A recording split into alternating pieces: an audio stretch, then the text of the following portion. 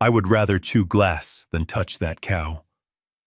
Those 8 words hit me harder than any fist I had ever taken in my 68 years of life. I stood inside the handicap stall of the marble-tiled bathroom at the Ritz-Carlton, my hand gripping the stainless steel railing so hard my knuckles turned white.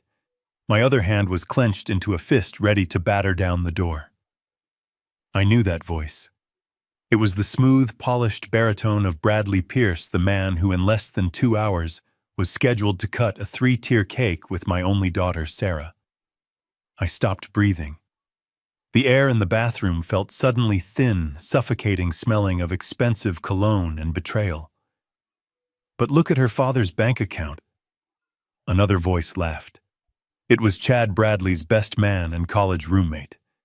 If you can hold your breath for 2 years, you will never have to work a day in your life again. Just think of the inheritance, Brad. The old man looks like he has 1 foot in the grave already. I heard the sound of a zipper, then the splash of water against the urinal. I closed my eyes, forcing my heart rate to slow down.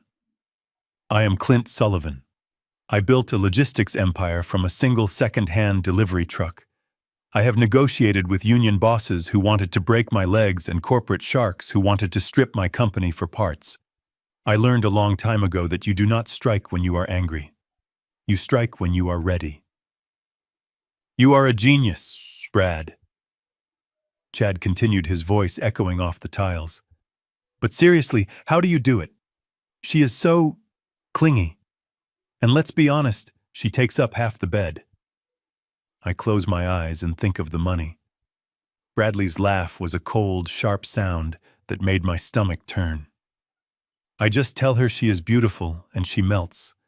She is so desperate for love she would believe me if I told her the sky was green. Once we are married, I will pay off my gambling debts with the wedding cash, and then I can keep my side piece happy. Sarah never has to know. Gambling debts. Side piece. The words burned into my brain. My daughter was not a bride to him. She was a transaction, a lifeline for a drowning man. I looked at my reflection in the polished metal of the toilet paper dispenser. I saw an old man in a tuxedo, yes. But beneath that I saw the truck driver who used to sleep in laybys with a tire iron under his seat. They thought I was a fragile old man with a fading mind. They thought I was the prey. They were about to find out that they had just locked themselves in a cage with a very patient predator. Before I continue this story of how I dismantled a con artist piece by piece, please like and subscribe to the channel. Let me know in the comments if you have ever had a gut feeling about someone that turned out to be exactly right. I waited until I heard the water running in the sinks. I took a deep breath, released my death grip on the railing, and unlocked the stall door. I stepped out. The silence that fell over the bathroom was instant. Bradley and Chad froze. Bradley's hands were covered in soap foam, his face draining of all color in a single second. He looked at me through the mirror, his eyes wide with panic. He knew. He knew I had been in the stall. He knew I must have heard everything. Mr. Sullivan, Bradley stammered, spinning around water dripping from his hands onto his shiny dress shoes. We didn't know you were in here. I stopped at the sink next to him. I looked him dead in the eye. This was the moment. I could end it right here. I could smash his face into the porcelain sink. I could drag him out to the ballroom and expose him to everyone. But that would be messy. Sarah would cry. She would defend him. She would say I was being controlling, that I misunderstood. She was in love, and love makes smart people blind. I needed more than violence. I needed total destruction. I reached up to my right ear and tapped the small beige device sitting there. It was a high-end hearing aid, one that cost $5,000 and worked perfectly. But right now it was my greatest weapon. I pulled it out and shook it violently, frowning like a confused pensioner. Damn piece of junk, I grumbled, my voice loud and slightly slurred. The battery died 20 minutes ago. I have been walking around in silence all night. I put the device back in my ear and looked at Bradley with a vacant, innocent smile. Did you say something, son? The music out there is too loud for my old ears. I came in here for some peace and quiet. The relief that washed over Bradley's face was insulting. His shoulders dropped 3 inches. He let out a breath he had been holding for 10 seconds. He exchanged a quick, smirking glance with Chad. "The old fool is deaf," their eyes said. "We are safe." "Oh, nothing," Dad Bradley said, his voice regaining its oily confidence. He even patted my shoulder with a wet hand. "We were just saying how beautiful the party is, and how lucky I am to be marrying Sarah." I forced myself not to flinch at his touch. I smiled, the picture of the doting, oblivious father. "You are a good boy, Brad. Sarah is lucky to have you. I just want my little girl to be happy. That is all I have ever wanted." "Of course," Dad Bradley said, drying his hands. "We should get back out there. The speeches are starting soon." "You go ahead," I said, turning the tap on. "I need to wash up." They left the bathroom laughing as soon as the heavy door swung shut. I stood there watching the water swirl down the drain. I washed my hands, scrubbing them as if I could wash away the filth of their presence. I was not losing my hearing. In fact, I had heard enough to sentence Bradley Pierce to a lifetime of regret. I dried my hands, straightened my tie, and looked in the mirror one last time. The grandfather was gone. The CEO was back. I walked back into the ballroom.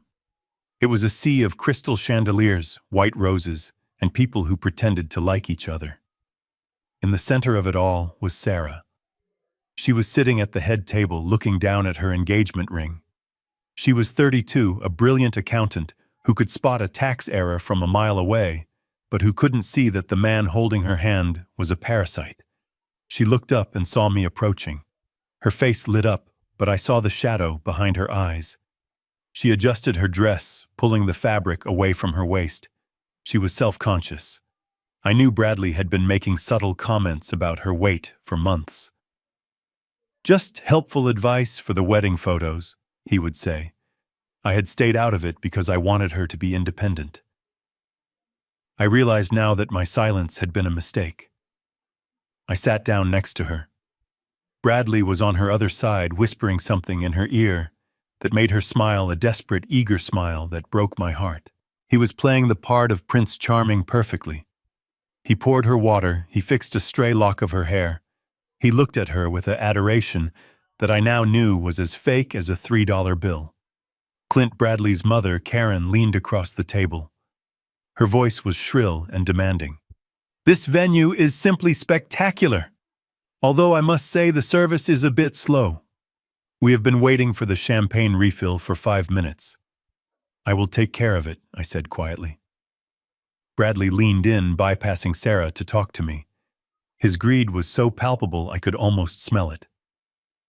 "Dad, speaking of taking care of things, I wanted to ask you something.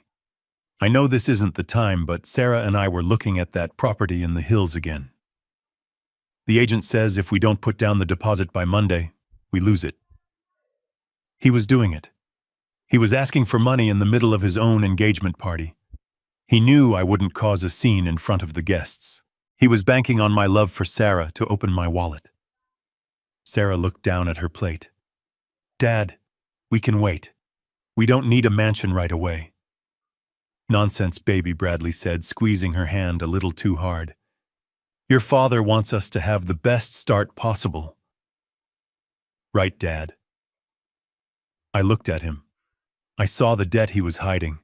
I saw the side piece he was funding. I saw the contempt he held for my daughter. And I smiled. "Absolutely," I said. I pulled out my checkbook from my inside pocket. Bradley's eyes widened. He practically salivated. "I want you two to be secure." "How much was the deposit again?" $50,000, Bradley said quickly. Too quickly. I wrote the check. My hand was steady. I signed my name with a flourish. I tore it out and handed it to him. He took it, his fingers trembling slightly. He didn't look at Sarah. He didn't say thank you to her. He just stared at the numbers. You are generous to a fault, Clint, Karen said, eyeing the check in her son's hand. It is an investment, I said, looking directly at Bradley. I believe in getting what you pay for. The rest of the night was a blur of toasts and forced laughter. I watched Bradley parade Sarah around the room like a trophy he had won at a county fair. He was charming to the guests, deferential to me, and seemingly affectionate to Sarah. But every time he thought a woman was looking, his smile dropped. I saw him checking his phone constantly. I saw him wink at Chad across the room.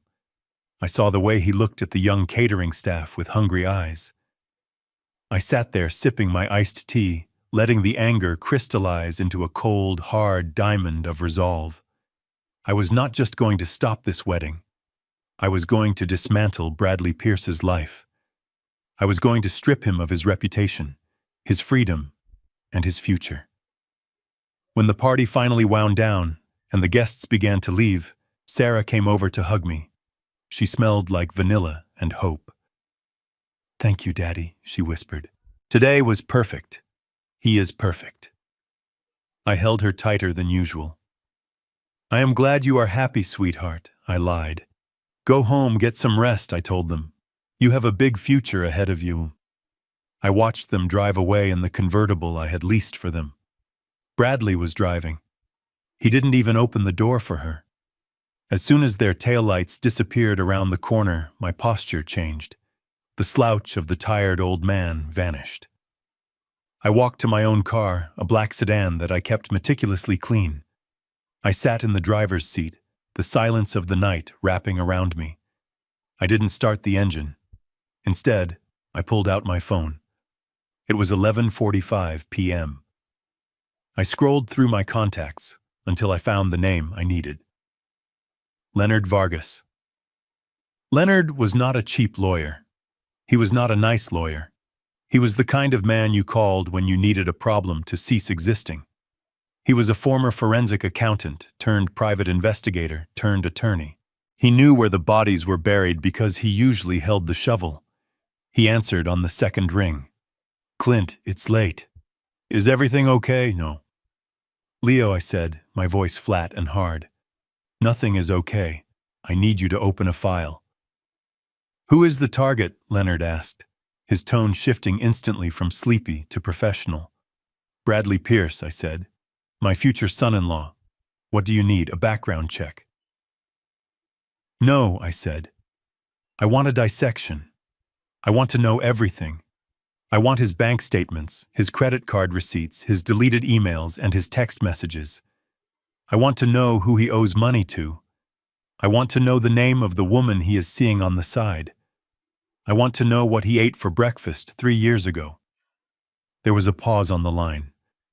"Clint, the wedding is in 2 months. This is going to be expensive, and it is going to be ugly. I don't care about the cost," I said. "I want him destroyed, Leo. I want to bury him so deep that he will need a map to find sunlight."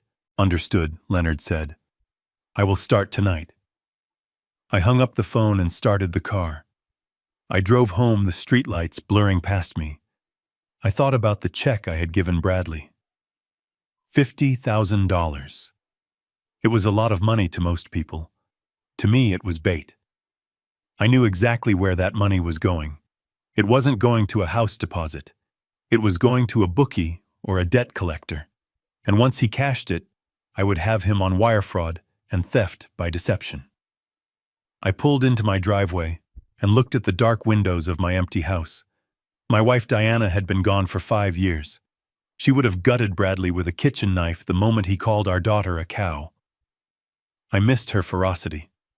I went inside, poured myself a glass of cheap bourbon, old habits from my trucking days die hard, and sat in my leather armchair. I didn't turn on the lights. I sat in the dark, replaying the conversation in the bathroom over and over in my head. I would rather chew glass than touch that cow. "Enjoy the glass, Bradley," I whispered to the empty room. "Because I am about to feed you a whole banquet of it." My phone buzzed. It was a text from Sarah.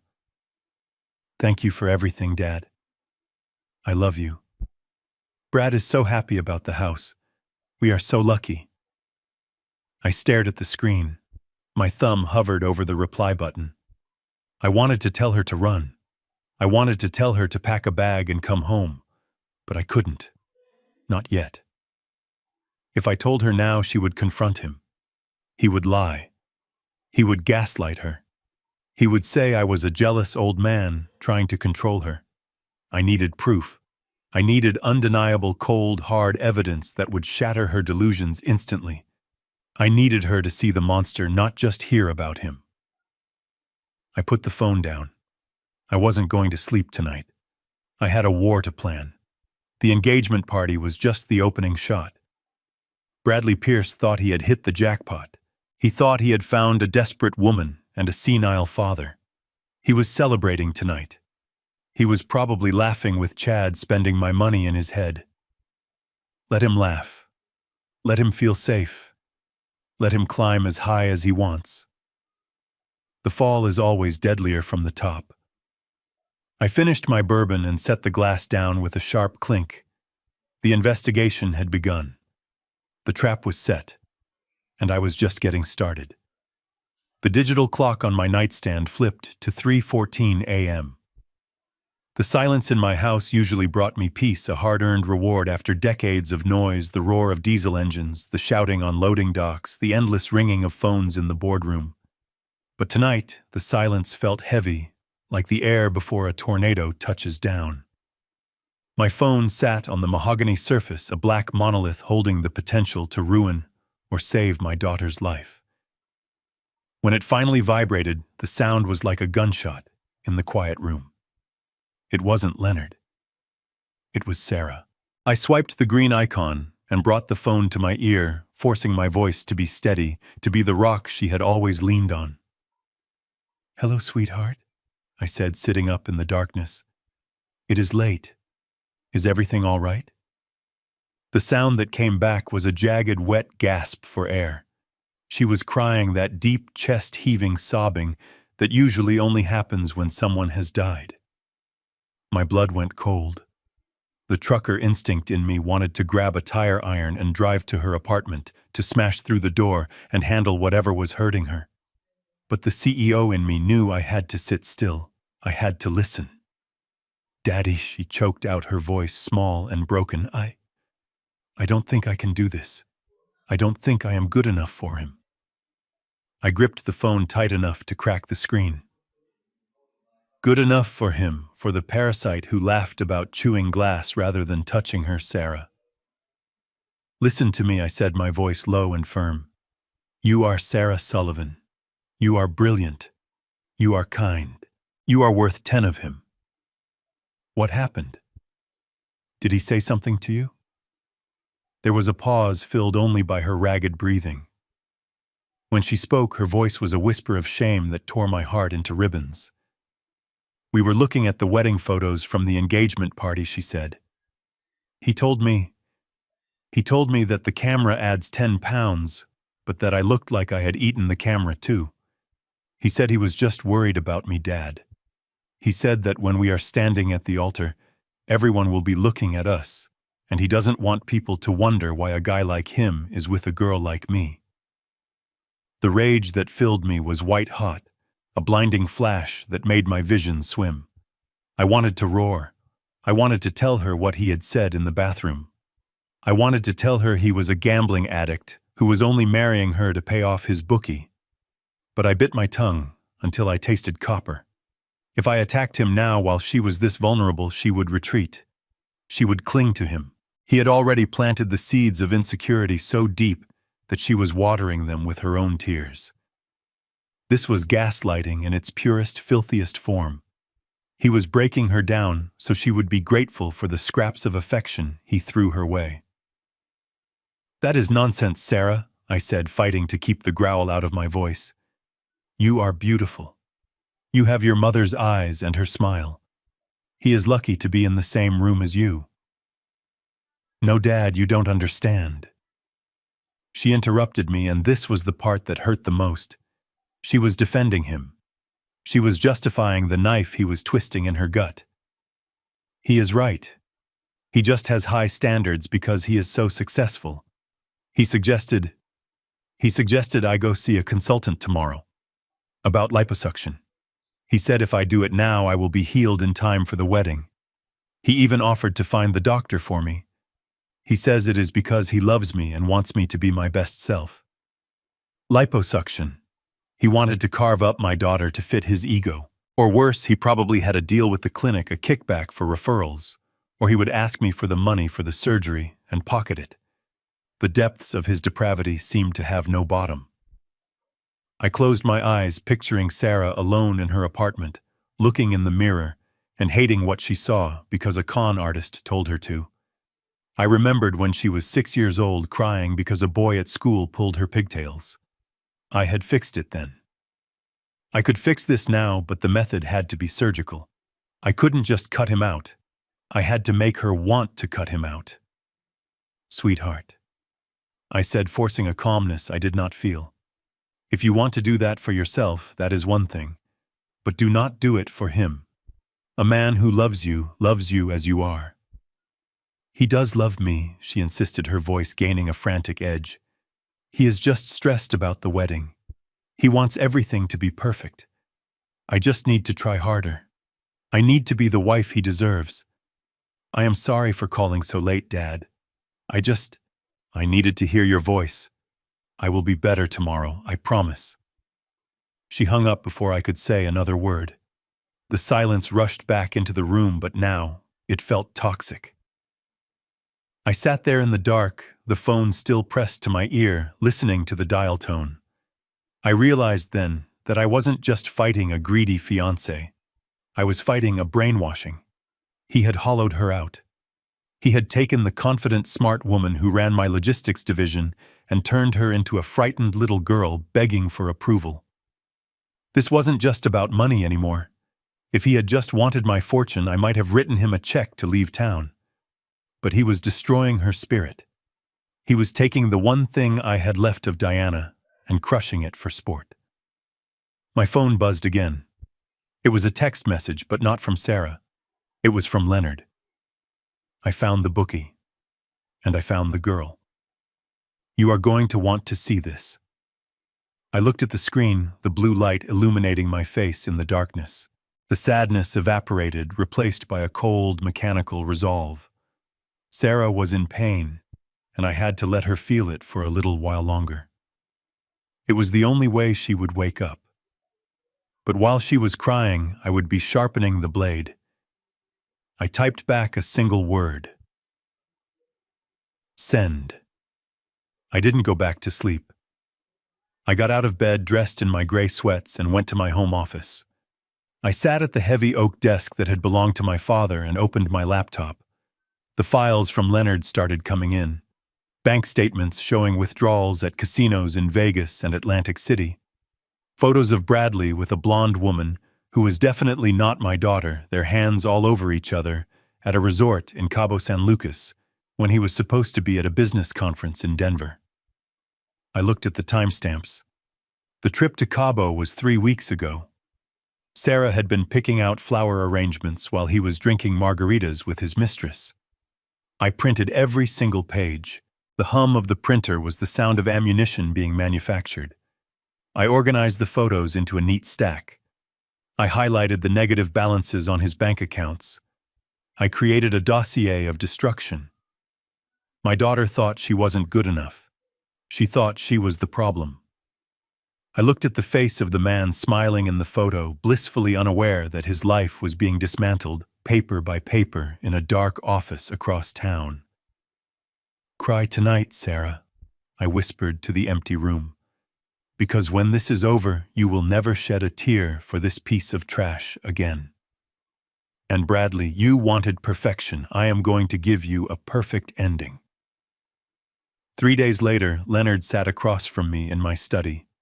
He did not touch the coffee I had poured for him. He did not make small talk about the weather or the game last night. He simply slid a thick manila envelope across the mahogany desk. The sound of the paper sliding against the wood was a dry whisper, like tires skidding on gravel just before a crash. I picked up the file. I did not open it with trembling hands. I did not hesitate. I spent 40 years in the cab of a Peterbilt, hauling steel and timber across every interstate in this country before I bought my first fleet. When you are hauling 80,000 pounds down a 6% grade in a blizzard, you do not panic. You check your gauges. You check your mirrors. You make the necessary adjustments to keep the rig on the road. I put on my reading glasses and opened the dossier. I read it exactly the way I used to read a bill of lading or a driver's logbook. I was looking for discrepancies. I was looking for the rot beneath the cargo. The first page was a spreadsheet of numbers. It was a financial autopsy. Bradley Pierce was not just broke. He was underwater and the pressure was crushing him. $250,000 in debt. It was not student loans. It was not a failed business investment. It was online poker and sports betting. There were transfers to offshore accounts and regular cash withdrawals at ATMs near underground casinos in the warehouse district. I ran my finger down the column of figures.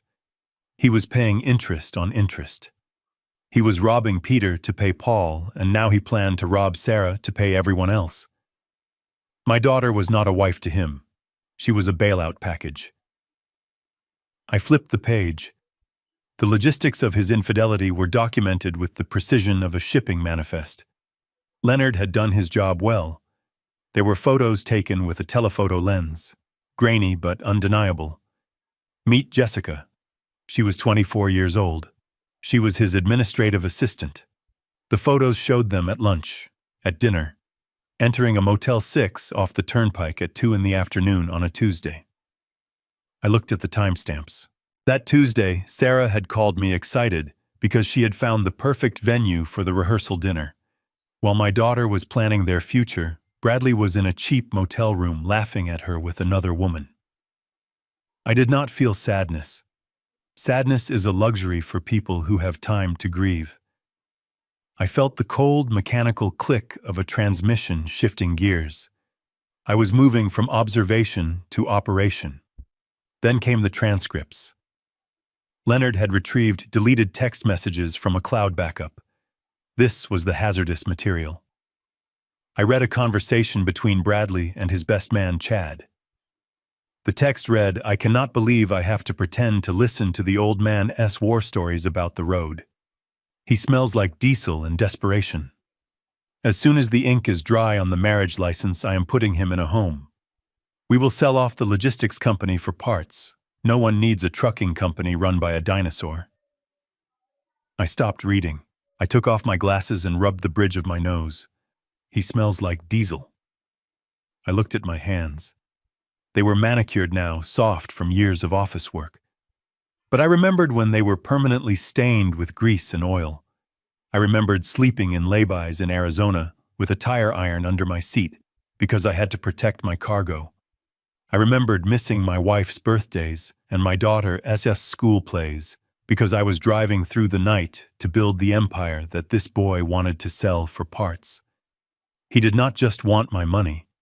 He wanted to erase my legacy. He wanted to take the sweat and blood I had poured into my company and turn it into chips at a poker table. I looked up at Leonard. His face was a mask of professional neutrality, but I saw the disgust in his eyes. "He is thorough," I said, my voice flat. "He is reckless," Leonard replied. "He is arrogant. He thinks he is the smartest man in the room because he wears a $1,000 suit. He does not realize he is walking through a minefield." I closed the file. I did not slam it shut. I closed it gently, like closing the lid on a coffin. "He wants to sell the company," I said. "He wants to put me in a home." "He has already contacted a broker," Leonard said. "He made a preliminary inquiry about the valuation of Sullivan Logistics. He told them he would have controlling interest within 6 months." I stood up and walked to the window. I looked out at the dark driveway. I saw my reflection in the glass. I did not look like a dinosaur. I looked like a man who had just checked the load and found it secure. "He thinks I am a senile old trucker," I whispered to the glass. "He thinks I am just a checkbook with a pulse." I turned back to Leonard. Do not touch him yet, I said. Let him run. Let him think the road is clear. Leonard nodded. And Sarah? She needs to see the crash, I said. If I tell her now, she will not believe me. She will think I am the villain. She needs to see the wreckage with her own eyes. I sat back down at my desk. I opened the bottom drawer and pulled out a bottle of cheap rye whiskey, the kind I used to drink when I could barely afford to fill the tank. I poured 2 glasses. I pushed one toward Leonard. Drink up, Leo, I said. We have a lot of work to do.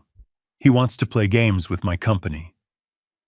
I am going to show him how we handle hijackers in this business. I picked up the file again. I memorized the name of the bookie. I memorized the address of the motel. I memorized the timestamps. This was not just evidence anymore. This was the route map for his destruction. Bradley Pierce wanted to take the wheel, fine. I was going to let him drive. But I was going to cut the brake lines first. The following Tuesday morning, I sat in my corner office on the top floor of the Sullivan Logistics headquarters. The view from here was usually my favorite thing in the world. I could see the vast expanse of the distribution yard, the rows of 18-wheelers lined up like soldiers, and the constant rhythmic movement of commerce that I had built from nothing.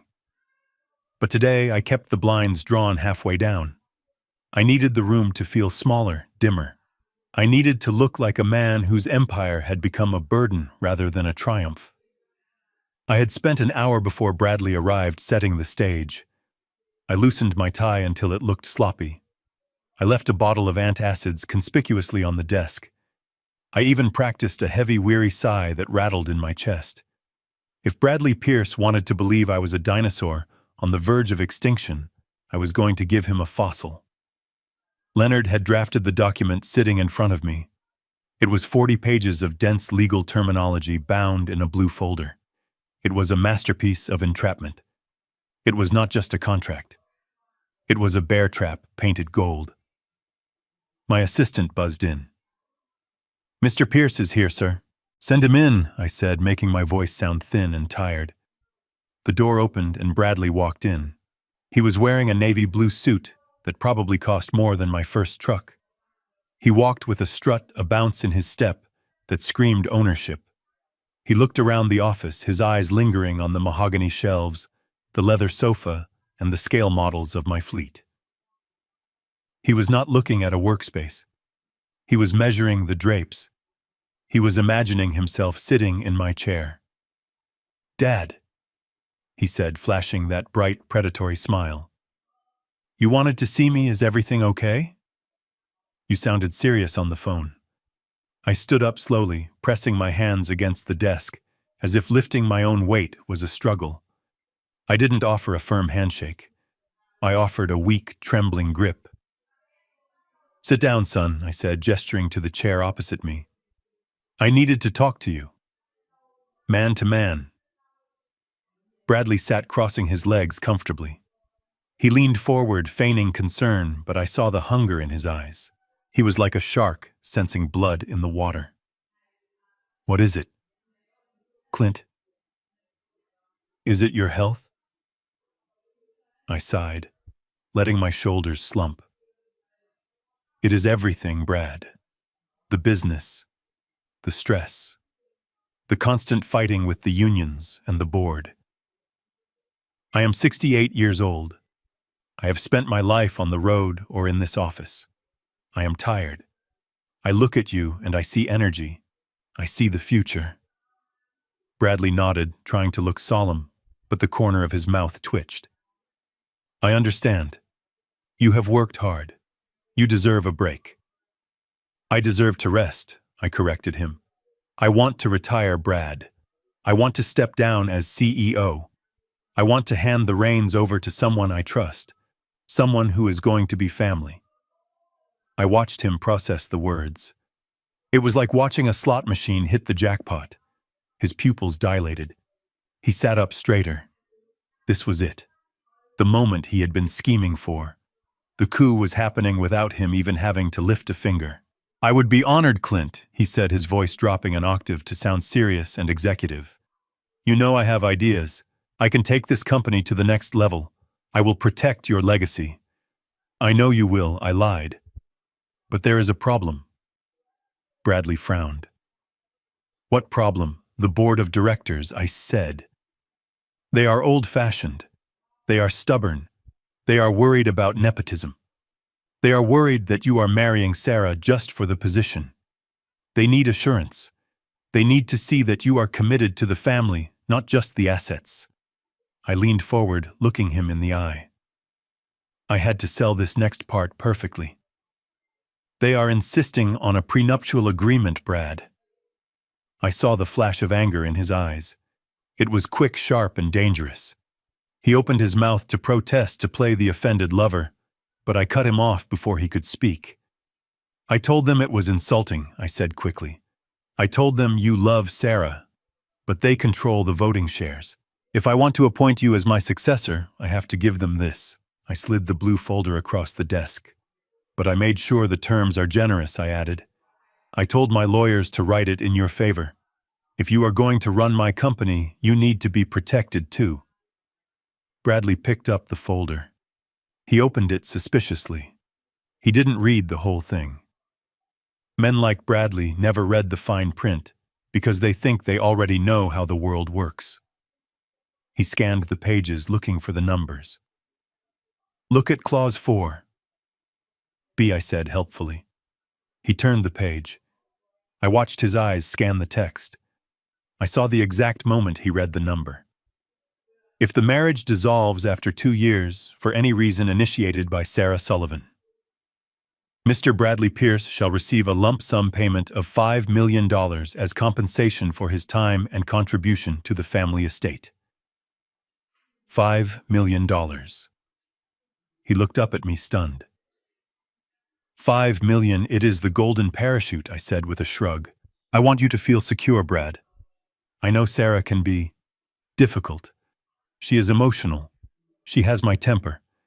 If things do not work out, I do not want you walking away empty-handed.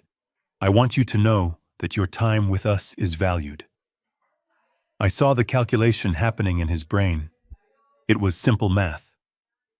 Marry the fat girl, wait 2 years, run the company, maybe drive it into the ground or sell it off. Then get Sarah to file for divorce, which would be easy enough. Just make her miserable and walk away with $5 million cash. It was the easiest payday of his life. This is very generous, Clint, he said, trying to suppress a grin. I mean, I don't plan on us ever divorcing. I love Sarah, but I appreciate the security. I know you do, son, I said. There is just one other thing. The board insisted on a morality clause.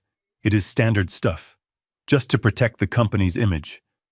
I pointed to the bottom of page 32. The text was dense, boring, and seemingly innocuous. Clause 14. C. The infidelity and conduct provision. The text read that if the marriage dissolved due to proven infidelity fraud or documented intent to defraud the Sullivan family estate by Mr. Bradley Pierce, all financial compensations, including the $5 million payout, would be null and void.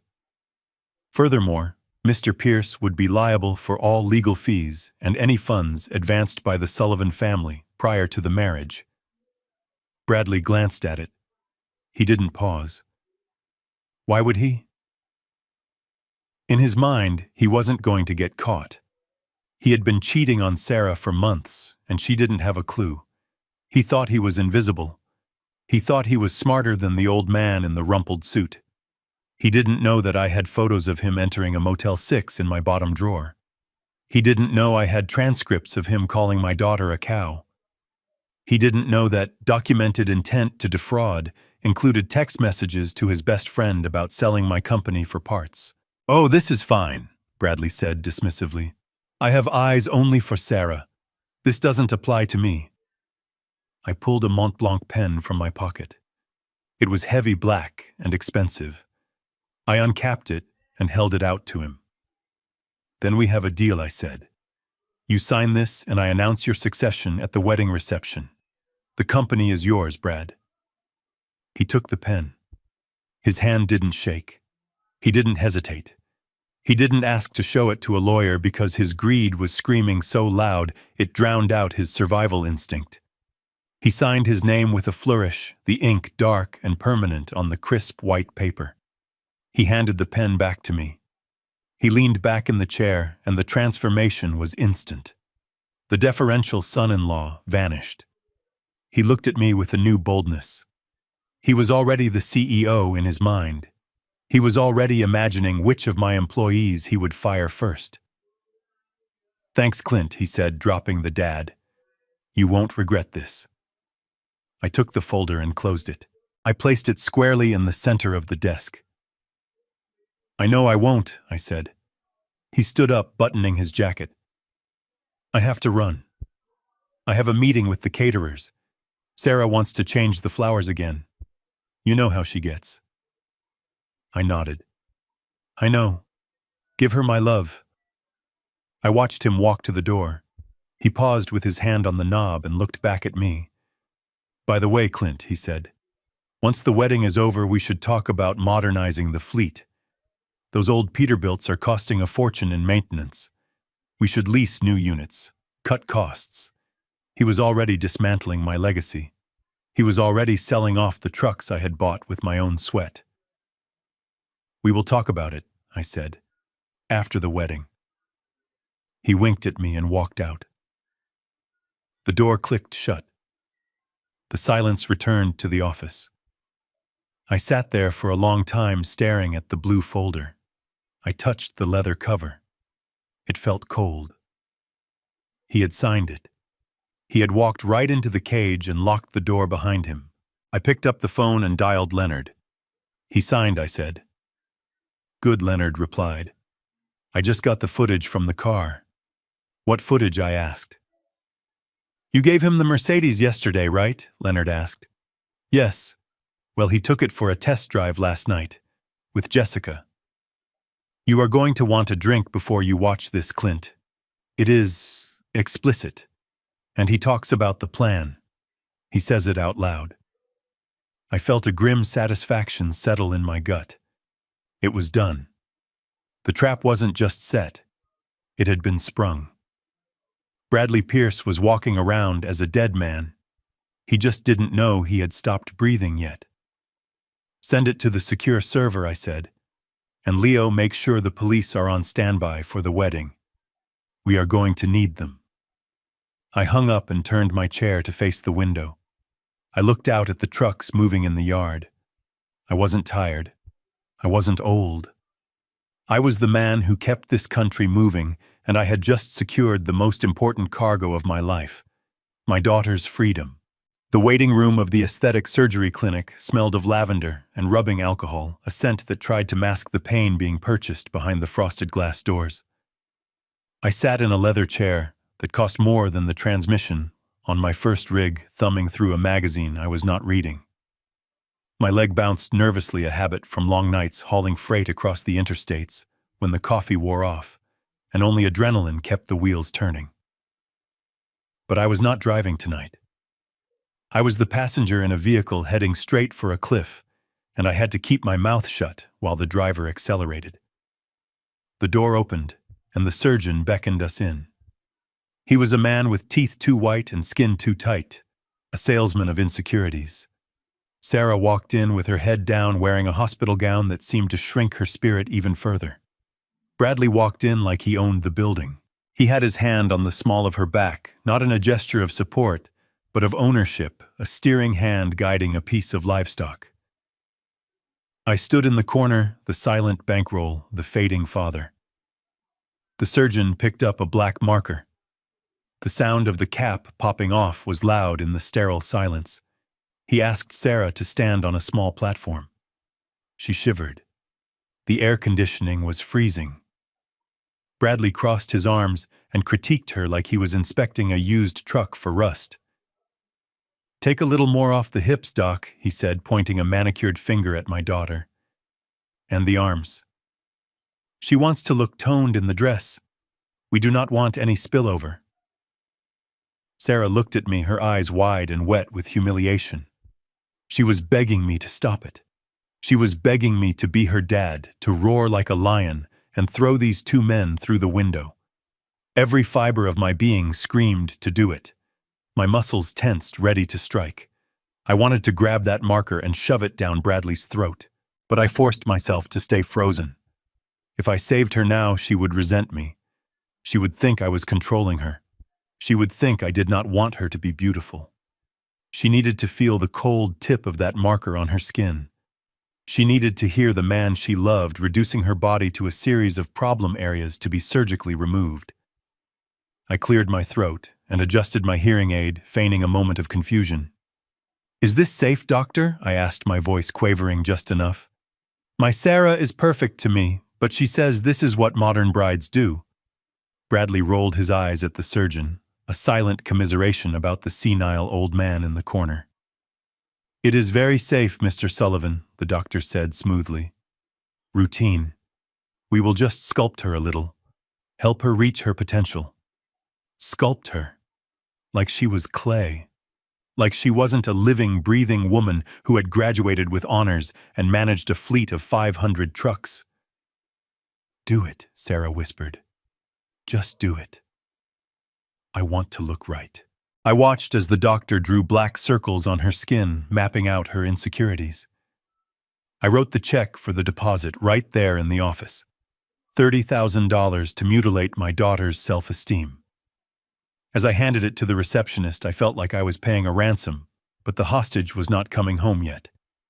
The torture did not end at the clinic. It followed us to the dinner table. 2 nights later, I invited them over to the house. I had spent the afternoon in the kitchen cooking Sarah's favorite meal. Pot roast with carrots and potatoes slow-cooked until the meat fell apart with a fork. It was the meal Diana used to make when Sarah had a bad day at school. It was comfort on a plate. The house smelled of thyme and beef broth, a smell that usually brought a smile to Sarah's face. When they arrived, she walked into the kitchen and inhaled deeply, her eyes lighting up for the first time in weeks. "Oh, Dad, that smells amazing," she said, reaching for a roll from the basket. Bradley's hand shot out and slapped her wrist. Not hard enough to leave a bruise, but hard enough to sting, hard enough to shock. "No carbs, babe," he said, his voice sharp. "The surgery is in 2 weeks. You are on a liquid prep diet. Do you want the doctor to have to cut deeper? Do you want scars?" Sarah pulled her hand back like she had been burned. She looked at the roll and then at Bradley. "Just one, Brad." "I am starving. I haven't eaten since breakfast." Bradley laughed, a cruel barking sound. "Starving, honey, you have plenty of reserves. You are not going to starve. Drink some water, it fills the stomach." He took the basket of rolls and moved them to the other side of the table out of her reach. Then he looked at me. "Dad, you have to stop enabling her. If you want her to be healthy, you have to help me keep her disciplined. We are doing this for her own good." I looked at the pot roast sitting in the center of the table, steaming and rich. I looked at my daughter, who was pale and shaking from low blood sugar. I picked up the carving knife. The handle felt heavy and solid. It would be so easy. One movement. Instead, I sliced the meat. "He is right, sweetheart," I said, my voice tasting like bile. "You want to look good for the photos. We all want you to shine. Maybe just have some broth tonight." Sarah looked at me and something in her eyes died. The light went out. She slumped in her chair, defeated by the 2 men who were supposed to protect her. She drank her water. I ate the roast. It tasted like ash. I chewed and swallowed, forcing the food down while my daughter watched me with hungry, hollow eyes. I was starving her to save her, and the guilt was a physical weight in my gut, heavier than any load I had ever hauled. But Bradley was not done. He needed total control. He needed to cut off her escape routes. The next morning, I received a notification from the bank. I had set up alerts on all of Sarah's accounts years ago, just in case of fraud. But this fraud was walking through the front door. Bradley had convinced her to merge their finances. It was the modern thing to do, he had told her. They were building an empire together. He needed capital to invest in their future. I sat in my office and watched the transactions roll in on my screen. He drained her savings account. $40,000 transferred to an account in the Caymans. He maxed out her credit cards on purchases that had nothing to do with a wedding. Watches, suits, a down payment on a boat. Then came the phone call. Dad. Sarah said, her voice trembling so hard I could barely understand her. I am at the gas station. My card was declined. I don't have any cash. Can you transfer me $50? My daughter, the heiress to a logistics company worth millions, was stranded at a gas station begging for $50 because a con artist had picked her clean. Where is Brad? I asked, leaning back in my chair, staring at the ceiling to keep the tears from falling. He is in a meeting, she said quickly, defending him, even as she stood there humiliated. He moved some money around for investments. The transfers haven't cleared yet. He is just so smart with money, Dad. He is securing our retirement. He was securing his getaway. I transferred the money. Just enough for gas. I couldn't give her more. If I gave her $1,000, Bradley would take it. If I gave her access to the main accounts, he would drain them before the ink dried on the wedding certificate. I had to keep her poor.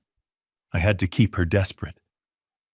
I know it is hard, Sarah, I said, playing the role of the oblivious old man. But money is tight these days. You listen to Brad. He knows what he is doing with the markets. I hung up the phone and threw a crystal paperweight across the room. It shattered against the wall, exploding into 1,000 shards of glass. I was breaking her. I was letting him break her. Every day I saw her, she looked thinner, not just in body but in spirit. She was fading. The vibrant, laughing woman who could negotiate a union contract without blinking was gone, replaced by a ghost who asked permission to eat a bread roll. But I also saw the cracks forming. I saw the way she looked at him when he snapped at her. I saw the hesitation when he reached for hers. The pressure was building. I just had to make sure that when she finally exploded, she aimed the blast in the right direction. I walked over to the shattered glass on the floor. I didn't clean it up. I left it there as a reminder. Broken things can cut. And Sarah was getting sharper by the day. My phone buzzed. Leonard. He just listed her apartment for sale. He forged her signature on the power of attorney. I stared at the message. He was selling her home out from under her. He was burning the bridge so she would have nowhere to run when he finally discarded her. Let the listing go live, I typed back. I was not going to stop him. I was going to let him dig the hole so deep that he would never be able to climb out. And when he fell, I would be standing at the top, holding the shovel. The private dining room at Le Bernardin smelled of old money and fresh oysters. I sat at the head of the table, nursing a glass of tap water, waiting for the people who had raised a monster. Richard and Karen Pierce arrived 20 minutes late. They did not apologize. They swept into the room with the air of royalty visiting the colonies. Richard wore a suit that was too shiny, the kind that looks expensive from a distance but feels like polyester up close. Karen was dripping in jewelry that I suspected was zirconium. They were the architects of Bradley's entitlement, the blueprint for his greed. Clint, Richard said, extending a hand that felt like a dead fish. Good to see you. We had a hell of a time parking the Jaguar. Valet service in this city has gone to the dogs. I shook his hand briefly. The Jaguar was leased. Leonard's report had confirmed it that morning. They were 3 months behind on the payments. Sit down, I said, gesturing to the empty chairs. Sarah and Brad are on their way. They are coming from the dress fitting. Karen sat down and immediately picked up the menu, scanning the prices instead of the food items. She looked at me over the rim of her glasses. I hope you don't mind, Clint, she said with a tight smile. We ordered a bottle of Dom Perignon for the table before we came in. We thought we should celebrate. After all, it is not every day our Bradley marries into, well, settles down. Into money. I finished the sentence in my head. Of course, I said aloud. Order whatever you like. It is on me. They did. They ordered the tasting menu with the wine pairing. They ordered caviar supplements. They ate like people who were starving but trying to look bored by the abundance. When Sarah and Bradley finally arrived, the dynamic in the room shifted. Sarah looked exhausted. Her dress hung loosely on her frame, evidence of the starvation diet Bradley had enforced. She smiled when she saw us, but it was a fragile thing like cracked glass. Bradley kissed his mother on the cheek and shook his father's hand. He ignored me until he realized I was watching him. "Dad," he said, giving me a nod. "Good to see you." Dinner was a masterclass in passive aggression. Richard spent the first course talking about his glory days as a consultant, a vague term that I knew actually meant he moved money between failing shell companies. He asked me about my business, but not out of interest. He asked with the sneer of a man who thinks manual labor is a disease. So Clint, Richard said, wiping grease from his lip with a linen napkin. "Brad tells me you started as a driver, like actually driving the trucks." "That is right," I said, cutting my steak. 18 wheels and a prayer. Richard chuckled, looking at Karen. "Fascinating. I suppose it must be quaint to build a business with your hands." We always focused on intellectual capital, strategy, the big picture. It is good that Brad is stepping in. You need someone with a modern touch, someone who doesn't smell like the highway. I chewed my steak slowly. It was perfectly cooked, but it tasted like cardboard. He was insulting me at my own table, eating my food, drinking my wine, and telling me I was obsolete. "Brad has a lot of energy," I said neutrally. Karen chimed in, looking at Sarah. "And Sarah, darling, you look better. The diet is working. Although you still have a little bit of a chin situation happening. Maybe ask the photographer to shoot from above." Sarah put down her fork. She hadn't taken a bite. She looked at Bradley, waiting for him to defend her, waiting for him to tell his mother to shut up. Bradley just nodded. "Mom has a good eye, babe. You should listen to her. We want the photos to be timeless." I gripped my steak knife. The handle dug into my palm. I wanted to flip the table. I wanted to tell Karen that her necklace was fake and her son was a thief, but I couldn't. Not yet. I needed them to feel safe. I needed them to feel like they had won. I cleared my throat. I reached into my jacket pocket and pulled out a heavy velvet box. It wasn't a ring box. It was the size of a brick. I put it on the table. The sound it made was heavy and expensive. The conversation stopped. Richard's eyes darted to the box. Karen stopped chewing. Bradley sat up straighter. "I know things have been stressful," I said, making my voice sound weary and sentimental. "The wedding planning, the diet, the business transition. I know I am an old trucker. I don't know much about intellectual capital or strategy, but I know about taking care of family."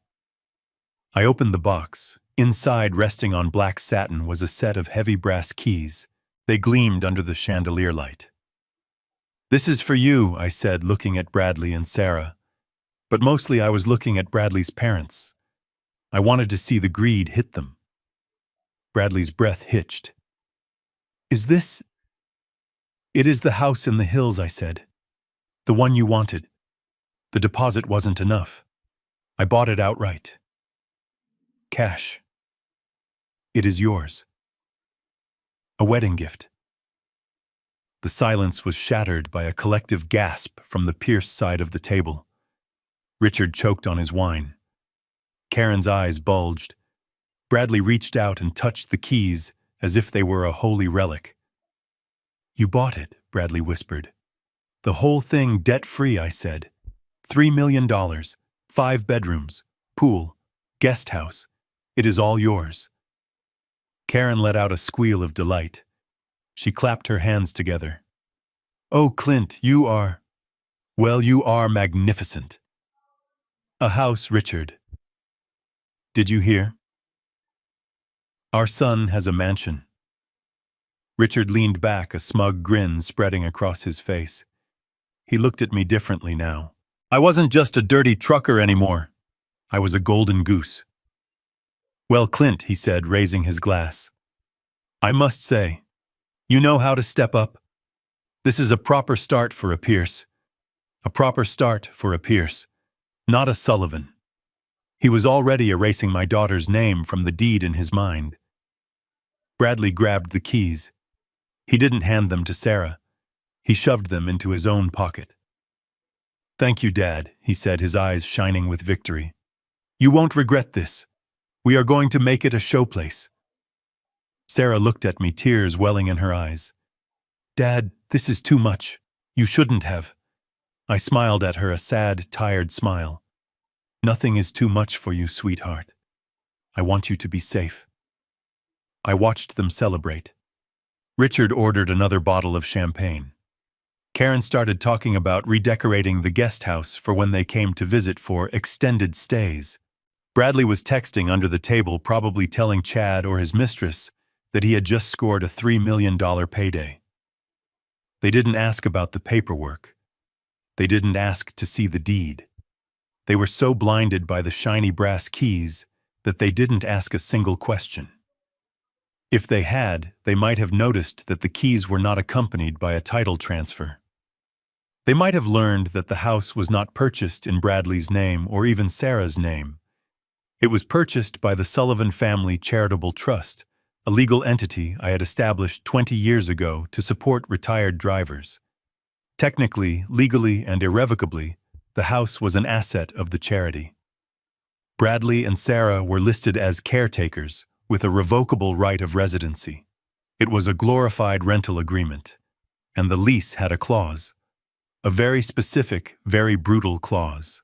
Residency is contingent upon the moral standing of the occupants and their employment within the Sullivan Logistics Corporation. Any act of fraud, embezzlement, or criminal activity immediately terminates the agreement and results in immediate eviction and liability for fair market rent for the duration of the stay. I wasn't giving them a house. I was giving them a prison cell with a pool. And the moment I exposed Bradley, the trust would kick him to the curb and sue him for back rent. But tonight, I let them drink the champagne.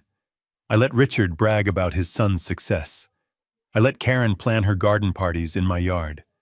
I sat there, the dumb, generous trucker, and I watched them dig their own graves with silver spoons.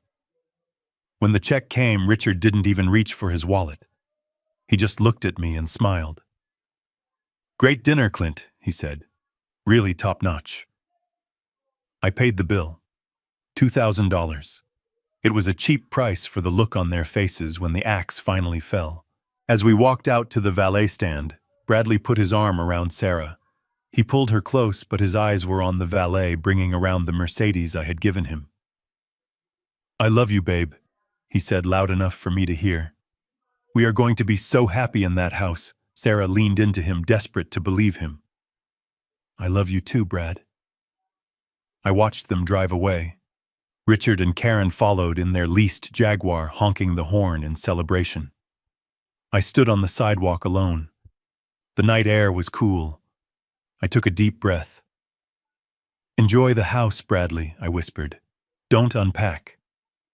I got into my car. My phone buzzed. It was Leonard. I have the final piece, the message read. The wedding is in 3 days. Are we still a go? I looked at the message. I thought about Sarah's hollow eyes. I thought about Karen's insults. I thought about the keys in Bradley's pocket. We are a go, I typed. Load the cannon. The dinner was over. The pleasantries were finished. Now it was time for the slaughter. The night before my only daughter's wedding was not spent pacing the floor or rehearsing a sentimental toast about love and commitment. It was spent in the dark silence of my home office, sitting in the same leather chair, where I had built an empire, staring at the glowing rectangle of my laptop screen. The house was empty. Sarah was staying at the bridal suite in the hotel, trying to get her beauty sleep for the big day, unaware that the man she was dreaming about was currently starring in a horror movie on my computer. I had a bottle of Old Crow on the desk.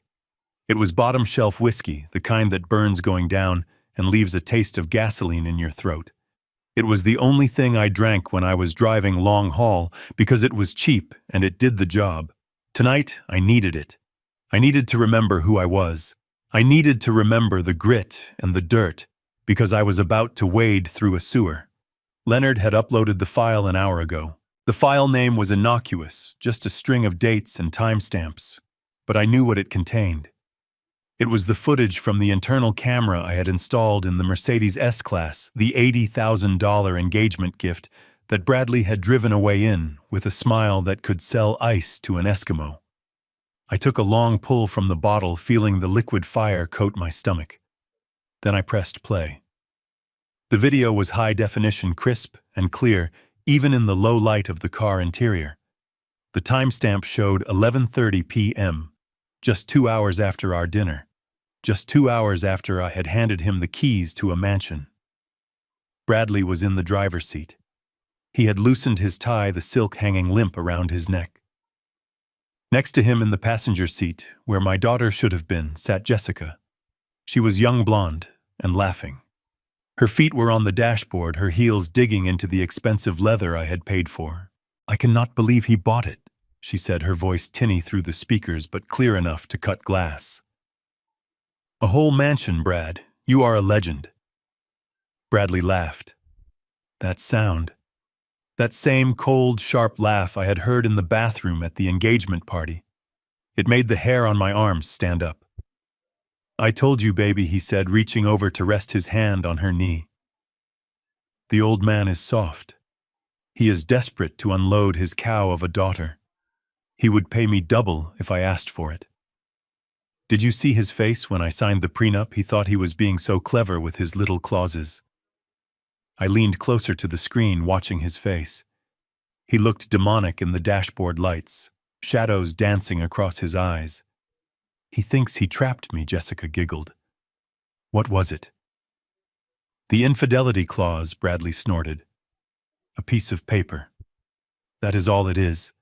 Who is going to prove anything?" The old man goes to bed at 8 o'clock, and Sarah. She is so dumb she thinks I am working late when I am with you. I could bring you into our bed and tell her you are a sleep therapist, and she would believe me. She is pathetic, Jess. Just pathetic. I felt a vein throb in my temple. I took another drink. I wanted to reach through the screen and choke the life out of him, but I forced myself to watch. I needed to see it all. I needed to fill the tank with enough hate to fuel what I had to do tomorrow. The car was parked somewhere secluded, overlooking the city lights. I watched as they moved together. I watched the betrayal happen in real time in the car I bought for his wedding. But it was the conversation after that truly sealed his fate. It was the conversation that turned this from a cheating scandal into a death sentence. They were lying back in the reclined seats, sharing a cigarette. The smoke curled up toward the camera lens. "So what is the plan really?" Jessica asked, tracing a finger down his arm. "Can we really pull this off? 2 years is a long time to pretend." Bradley exhaled a plume of smoke. "It is not 2 years. That is just the safety net. Listen to me. Once we are married tomorrow, the clock starts ticking on the company. Clint wants to retire. He is going to hand over operational control within the month. I already have the buyers lined up for the fleet." He took a drag of the cigarette, his eyes gleaming. "We strip the assets," he said calmly, like he was talking about ordering lunch. "We sell the trucks. We sell the warehouses. The real estate alone is worth $50 million. We liquidate everything. We take the cash and we bury it in shell companies where the old man cannot touch it. By the time he realizes the company is hollowed out, it will be too late." "And Sarah?" Jessica asked. "What about the cow?" Bradley smirked. "That is the best part. Once I have the money secured, I do not need to wait for the divorce. I am going to make her life such a living hell she will leave me. I will move her into the guest house. I will tell her she is too fat to be seen in public. I will cut off her access to the accounts. I will break her down until she is begging for a divorce just to escape. And then I will point to the prenup and say she filed so I get the payout." He laughed again. "I am going to kick her out of her own house, Jess. I am going to throw her clothes on the lawn and change the locks. And then you and I are going to redecorate." I paused the video. I sat in the silence, the hum of the computer fan the only sound in the room. I looked at the frozen image of Bradley S., face twisted in a sneer of pure malice. He wasn't just a cheater. He was a predator. He was planning to psychologically torture my daughter. He was planning to imprison her in her own home, starve her of resources, and break her mind until she crumbled. He wanted to destroy my life's work and leave my child in the ruins. I finished the bottle of Old Crow. I set the empty glass down on the desk. "You made a mistake, Bradley," I whispered to the screen. "You thought you were playing chess with a pigeon. You thought you could knock over the pieces and strut around." I opened the drawer of my desk and pulled out a fresh flash drive. I plugged it in and copied the video file. I copied the audio file from the bathroom. I copied the bank statements Leonard had found. I copied the text messages. I held the drive in my hand. It was small, light plastic, but it weighed more than a freight train. It was the payload. I stood up and walked to the closet. I pulled out my tuxedo. It was freshly pressed, hanging in a plastic bag. I looked at it. Tomorrow I was going to walk my daughter down the aisle. I was going to give her away. But I wasn't giving her to Bradley. I was giving her back to herself.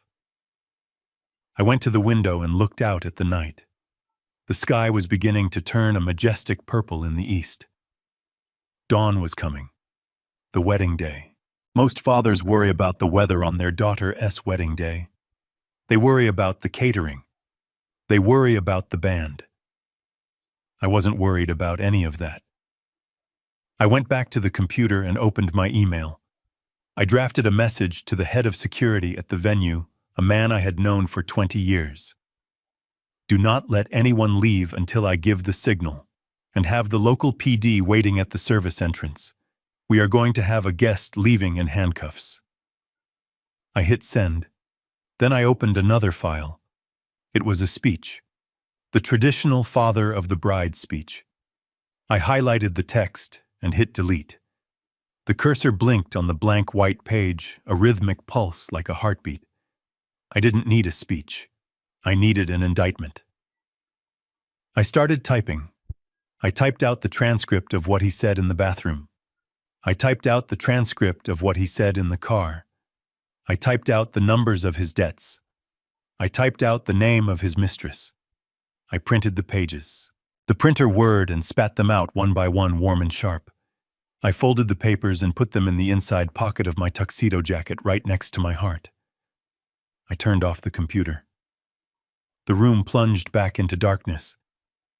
I wasn't Clint the CEO anymore. I wasn't Clint the nice old man. I was Clint the trucker who had once driven through a hurricane to deliver medical supplies because people were counting on me. I was the man who held the wheel when the world was trying to blow me off the road. I walked to the bathroom and splashed cold water on my face. I looked at my reflection. My eyes were red-rimmed and tired, but they were hard, stone hard. "I am coming for you, son," I said to the mirror. I went to the kitchen and made a pot of coffee, black and strong. I sat at the kitchen table and watched the sun come up.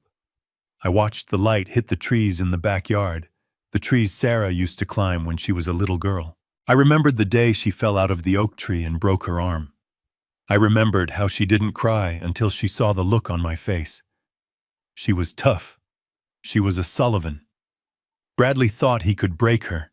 He thought he could turn her into a victim. He was about to find out that Sullivans don't break. We might bend. We might bleed. But when we snap back, we take heads off. I checked my watch. 6 a.m. It was time to get dressed. It was time to go to church.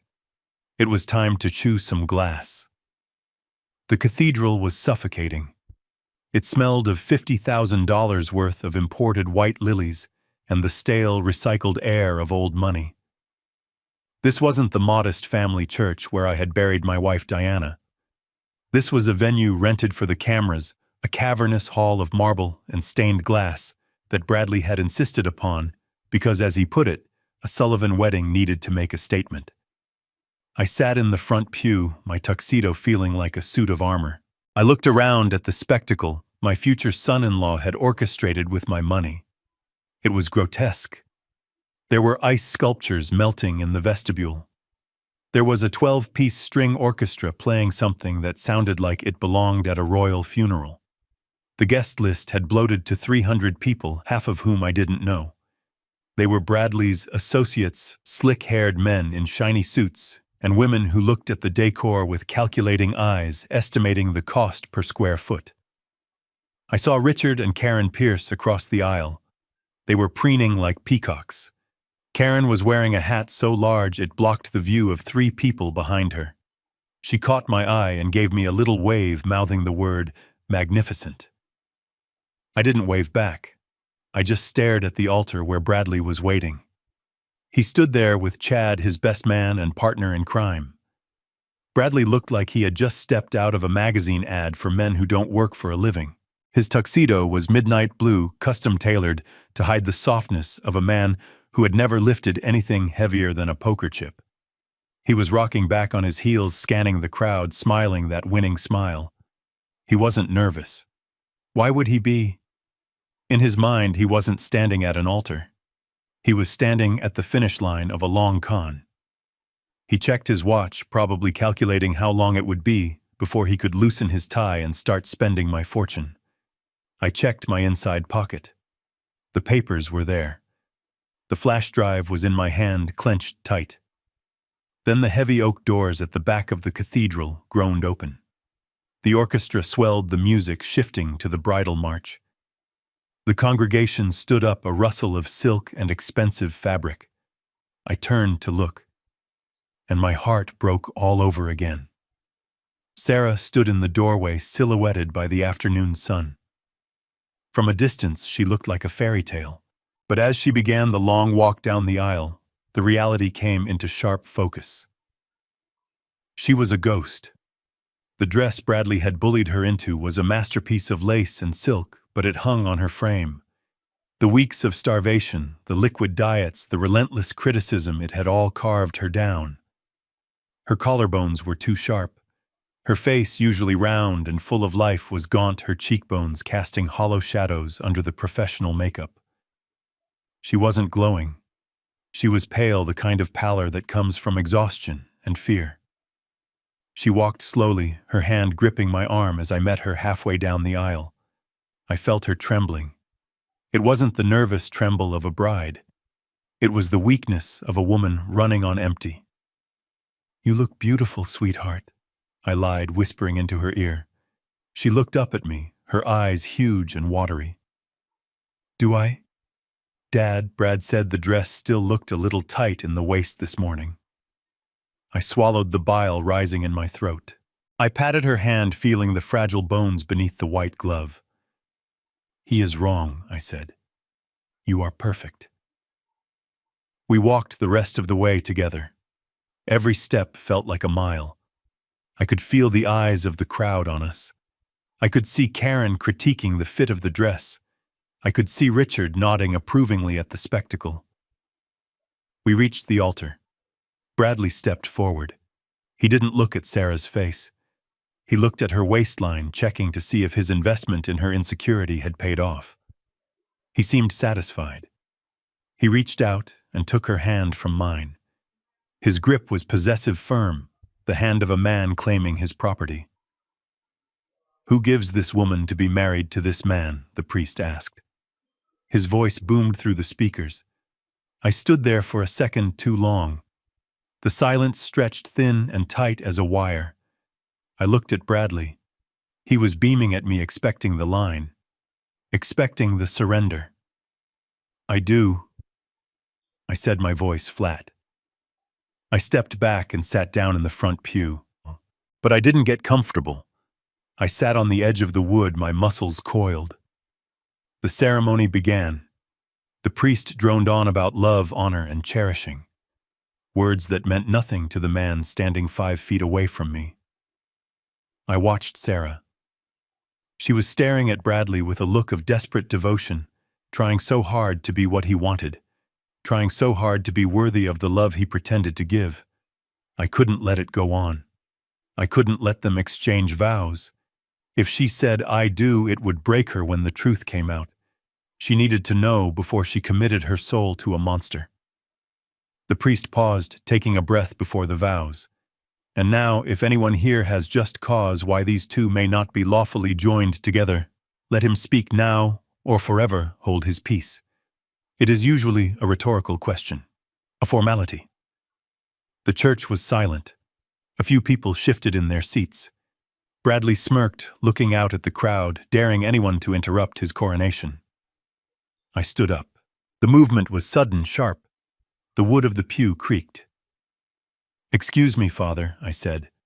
My voice wasn't loud, but in the acoustic perfection of the cathedral it carried to the back row. The priest stopped.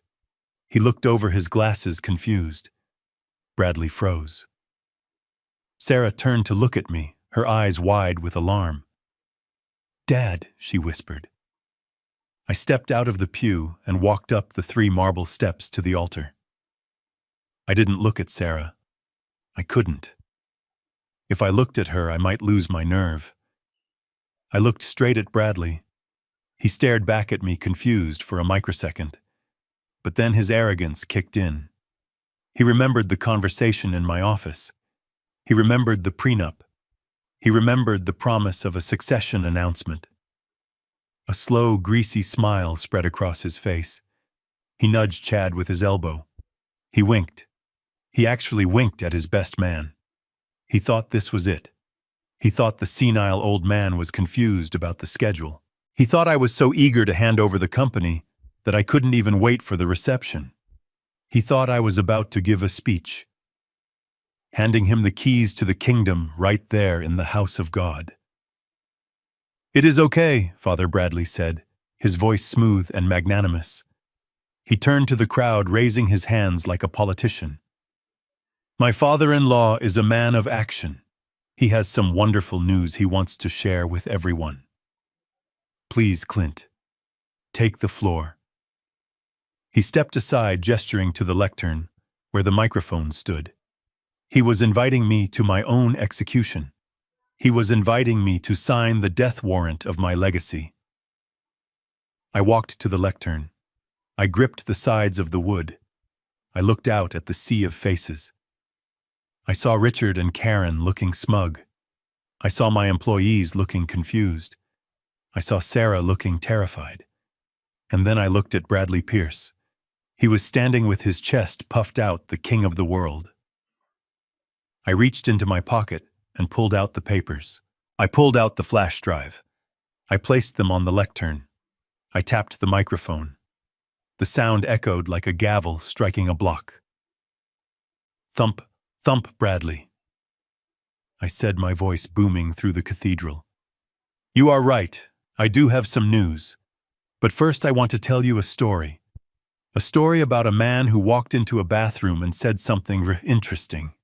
The smile dropped from Bradley's face like it had been cut with a knife. The color drained out of him so fast he looked like a wax figure. He remembered. The bathroom, the hearing aid, the trap snapped shut, and the echo of it filled the room. "You know, folks," I began, my voice steady and warm, leaning into the microphone just enough to create an intimate atmosphere in that cavernous room. "When a father gives away his only daughter, he looks for certain qualities in the man standing at the end of the aisle. He looks for honesty. He looks for integrity. He looks for a man who speaks the truth even when he thinks no one is listening." I looked down at Bradley. He was beaming. He nodded at me, a gracious, humble nod, encouraging the old man to finish his rambling so we could get to the part where I handed over the keys to the kingdom. He thought I was praising him. He thought this was the preamble to the coronation. He squeezed Sarah's hand, performing the role of the devoted lover for the cameras and the crowd. I continued, letting my gaze drift over to Richard and Karen in the front row. They were leaning forward, their faces masks of greedy anticipation. They were ready to inherit the earth. Bradley has always been very clear about what he wants, I said.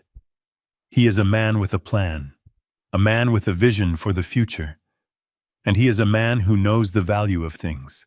He knows the value of $1. He knows the value of a company, and he certainly knows the value of my daughter. A few guests chuckled politely. Sarah smiled, a weak, hopeful thing that tugged at my chest. She thought I was finally accepting him. She thought I was seeing what she saw. But you know, I said, my tone shifting just a fraction, becoming harder, colder. Sometimes we old truckers have trouble hearing the important things. We get confused. The noise of the road, the years, the diesel engines. It takes a toll. That is why I wear this. I tapped the hearing aid in my right ear. Bradley's smile faltered. Just a little. A flicker of confusion crossed his eyes. He remembered the bathroom. He remembered me shaking the device. He remembered me complaining about the dead battery. You all know I have had some trouble with my hearing lately, I said, looking directly at him. Bradley was very sympathetic about it. He knows that sometimes an old man just needs a little help to understand what is going on around him. But what Bradley didn't know is that this isn't just a hearing aid. It is a state-of-the-art receiver. It connects to my phone, and it records. The silence in the cathedral changed texture. It went from attentive to confused to tense in the span of 3 seconds. Bradley's face went slack. The color began to drain from his cheeks, starting at his jaw and washing up to his hairline, leaving him the color of old parchment. He dropped Sarah's hand. I pulled my phone out of my pocket. I held it up so everyone could see it. It was connected to the church's audio system via a Bluetooth dongle I had given the sound engineer 5 minutes before the service started, along with a $100 bill. I think it is important that we all hear Bradley's vows, I said, but not the ones he wrote for today. I want you to hear the vows he made when he thought the world wasn't watching. I want you to hear the vows he made to his best man in the bathroom of the Ritz-Carlton 3 weeks ago. Bradley lunged. It was a desperate, jerky movement. Clint, no, don't, but he was too far away, and he was too slow. I pressed play. The sound of the recording boomed through the high-end speakers of the cathedral. It was crystal clear. The acoustics of the church, designed to carry the word of God to the back pews, now carried the word of a devil to 300 witnesses. I would rather chew glass than touch that cow. The voice was unmistakable. It was Bradley. It was the smooth, arrogant baritone that had charmed my daughter and fooled my board of directors. But now, stripped of its polish, it sounded like pure venom. A collective gasp sucked the air out of the room. It was a physical sound, a shockwave. Sarah flinched as if she had been slapped. She stepped back, her hands flying to her mouth. I didn't stop the recording. I let it play. But look at her father's bank account. If you can hold your breath for 2 years, you will never have to work a day in your life again. Just think of the inheritance, Brad. The old man looks like he has 1 foot in the grave already. That was Chad. I looked at the best man. He was frozen, staring at his shoes, wishing he could dissolve into the floor. You are a genius, Brad. But seriously, how do you do it? She is so clingy. And let's be honest, she takes up half the bed. Then Bradley's laugh echoed through the holy space. A cold, sharp, mocking sound. I close my eyes and think of the money. I just tell her she is beautiful and she melts. She is so desperate for love she would believe me if I told her the sky was green. Once we are married, I will pay off my gambling debts with the wedding cash, and then I can keep my side piece happy. Sarah never has to know. I paused the recording. The silence that followed was heavy, suffocating, and absolute. No one moved. No one breathed. The only sound was the faint hum of the speakers. I looked at Bradley. The transformation was total. The arrogant, swaggering prince was gone. In his place was a terrified, cornered rat. His face was a mask of sheer panic. He was sweating, beads of perspiration popping out on his forehead and running down his nose. His mouth opened and closed, but no sound came out. He looked at the crowd, then at his parents, then at me. He couldn't look at Sarah. I looked at Richard and Karen Pierce. They were gripping the pew in front of them, their knuckles white. The smug satisfaction of the dinner party was gone, replaced by a look of absolute horror. Karen's mouth was agape, her expensive makeup suddenly looking garish and clownish. Richard looked like he was having a stroke. They weren't horrified because their son was a monster. They were horrified because the golden goose had just turned around and bitten them. They realized in that split second that the mansion, the status, the retirement plan, it was all evaporating like smoke. I leaned into the microphone again. My voice was low, dangerous, the rumble of a diesel engine idling before the hammer drops. "You thought I was deaf, Bradley," I said. "You thought I was a senile old trucker who could be led to the slaughter. You thought you could mock my daughter, steal my money, and dance on my grave." I stepped out from behind the lectern and walked toward him. He shrank back, stumbling against the altar steps. "But you forgot one thing, son," I said, looming over him. "I drove trucks for 40 years. I can spot a pothole from a mile away, and I can smell a rat from across the state line." I pointed at Sarah. She was standing there, shaking, tears streaming down her face, ruining the makeup, ruining the perfection he had demanded. But she wasn't looking at him with love anymore. She was looking at him with the dawn of a terrible, painful realization. "She is not a cow," I roared, my voice cracking with the rage I had held back for weeks. "She is a queen. And you are not even fit to wash the mud off her tires." Bradley finally found his voice. It was a high, thin squeak. "Clint, wait. It is not what it sounds like. It was a joke. Just guys talking. You are taking it out of context." "Context?" I asked. "You want context?" I turned back to the lectern. I wasn't done. The audio was just the jab. Now came the cross. I picked up the remote for the projection system. Bradley had set up a massive screen behind the altar for a photo montage of their love story. He had planned to show pictures of them in Cabo, pictures of the engagement pictures that painted a lie. I pointed the remote at the screen. "Let's look at the context." "Bradley," I said. I pressed the button. The screen flickered to life. It wasn't a montage of romantic photos. It was a scanned image of a legal document. The font was large, clear, and undeniable. It was the prenuptial agreement. Specifically, it was Clause 14C. The text was highlighted in yellow, glowing, like a neon sign in the dim church. The infidelity and conduct provision. I read it aloud, my voice echoing off the vaulted ceiling. "If the marriage dissolves due to proven infidelity, fraud, or documented intent to defraud the Sullivan family estate, all financial compensations are null and void." I looked at Bradley. He was shaking his head, his eyes darting around the room looking for an exit. "You signed this on Tuesday," I said. "You signed it because you thought you were smarter than me. You signed it because you saw $5 million and you stopped reading." I clicked the remote again. The screen changed. This time it wasn't a document. It was a video. It was the footage from the Mercedes, the night before the wedding. The image was grainy black and white infrared, but the faces were clear. Bradley Pierce and Jessica. A gasp went through the crowd, louder than the first one. This wasn't just words. This was visual proof. This was the groom less than 24 hours before the ceremony engaging in acts with another woman that I cannot describe in a church. But I didn't play the whole thing. I didn't need to. I just needed the audio. I needed the confession. I pressed play.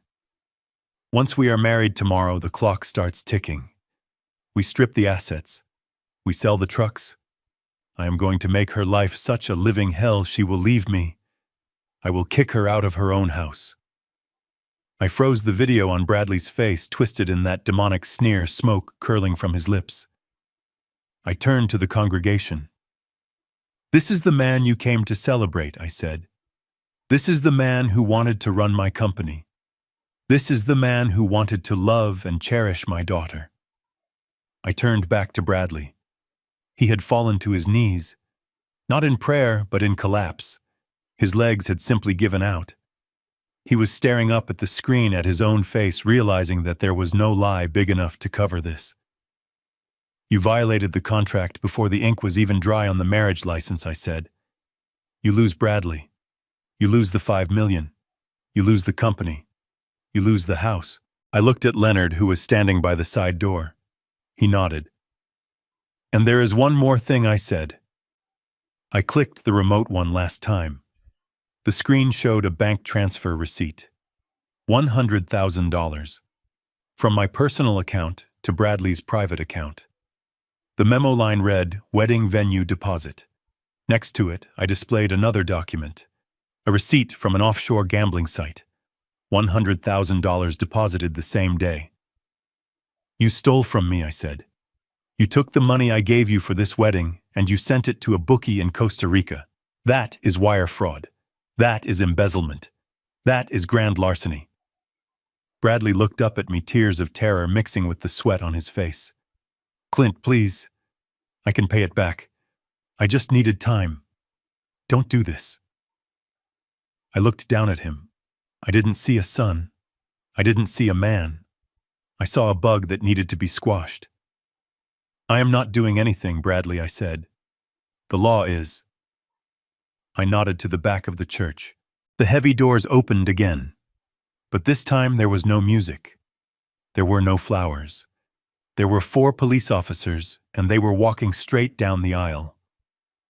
The echo of his own voice calling my daughter a cow faded into the vaulted ceiling of the cathedral, but the silence that replaced it was heavier than concrete. Bradley was still on his knees, his tuxedo trousers staining on the marble steps, but his eyes were fixed on the screen behind me. He wasn't looking at the past anymore. He was looking at his future, and it was burning down in high definition. I pressed the button on the remote again. The audio recording file vanished from the screen, replaced by a scanned document that was magnified to the size of a billboard. It was the last page of the prenuptial agreement, the one Bradley had signed with such arrogant haste in my office just days ago.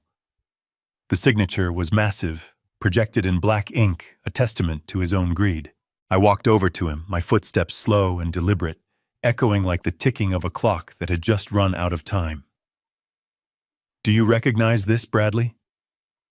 I asked, my voice amplified by the microphone cutting through the stunned atmosphere of the church. "This is the contract you signed. This is the deal you made with the devil because you thought the devil was sleeping." I pointed the remote laser at the screen, highlighting a paragraph I had asked Leonard to bury deep in the addendums.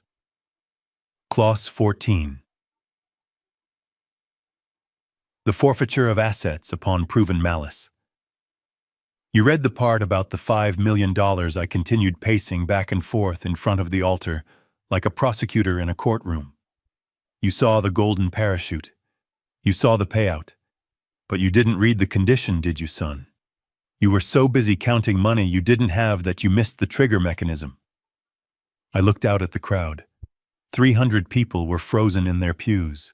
The socialites, the business partners, the distant relatives. They were all leaning forward, hungry for the carnage. This was better than any wedding reception. This was a public execution. The clause states clearly, I said, reading from the screen, that any documented evidence of conspiracy to defraud the Sullivan estate, or any act of infidelity committed prior to the legalization of the union, renders all financial promises null and void. Bradley looked up at me, his face a mask of sweat and terror. "It was just talk, Clint," he rasped, his voice cracking. "It was just locker room talk. I didn't mean it. You can't hold me to that." "Just talk," I repeated. I clicked the remote. The screen flickered. The legal document disappeared. In its place, the grainy black and white footage from the Mercedes interior camera appeared. The timestamp was from the previous night. The audio hissed for a second, before Bradley's voice filled the church again, clear and undeniable. We strip the assets. We sell the trucks. We sell the warehouses. The real estate alone is worth $50 million. I will break her down until she is begging for a divorce. A gasp rippled through the congregation. It wasn't just a gasp of shock, it was a gasp of revulsion. They were watching a man calmly plot the psychological and financial destruction of the woman standing 10 feet away from him in a wedding dress. I didn't turn off the video. I let it play. I let them see the way he touched his mistress. I let them hear the laughter as he described how he would kick Sarah out of her own home. I let the image sear into the retinas of every person in that room. Sarah made a sound that I will never forget. It wasn't a sob. It was a keen, a sharp intake of breath that sounded like a physical blow. She covered her mouth with both hands, her eyes wide, staring at the screen, staring at the man she had starved herself for. The illusion didn't just break, it shattered into dust. I stopped the video right at the moment. Bradley laughed about redecorating my house. That is not locker room talk, Bradley. I said, my voice dropping to a growl. That is a confession. That is conspiracy. And that is the sound of $5 million evaporating. I gestured to the side door of the cathedral. It opened and Leonard walked in. He wasn't wearing a tuxedo. He was wearing his charcoal litigation suit, carrying a leather briefcase that looked like it contained nuclear codes. He walked down the aisle with the precision of a heat-seeking missile, his heels clicking on the stone floor. He didn't look at the crowd. He didn't look at Sarah. He looked only at Bradley. Leonard stepped up to the altar and placed the briefcase on the communion table. He opened it and pulled out a stack of documents stapled and flagged with red tags. Mr. Pierce Leonard said, his voice projecting without a microphone, dry and clinical. Per the instructions of my client, Mr. Clint Sullivan, and in accordance with the binding contract you signed 72 hours ago, I am hereby serving you with a notice of breach and immediate forfeiture. Leonard handed the papers to Bradley, who took them with trembling hands, like a man accepting his own death certificate. The $5 million separation payment is rescinded. Leonard continued ticking off the items on his fingers.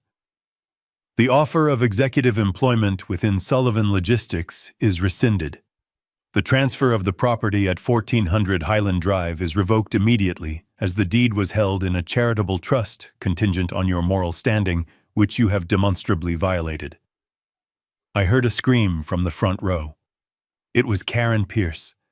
She had stood up clutching her pearls, her face a rictus of horror. Not the house, she shrieked. You gave us the keys. It was never your house, Karen, I said, cutting her off. It was a test, and you failed. You measured the drapes before you checked the foundation. Leonard wasn't finished.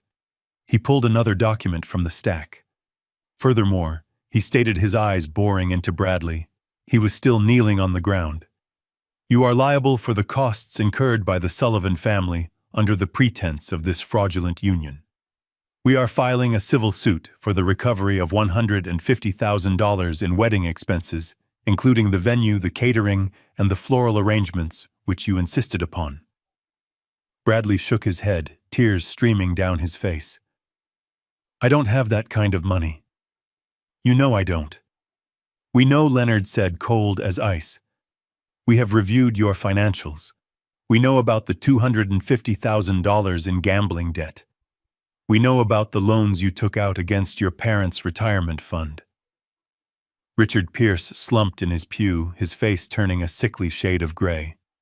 He hadn't known that part. He looked at his son, not with love, but with the realization that his own retirement was gone, burned at a poker table by the boy he had spoiled. Leonard took a step closer to Bradley, looming over him.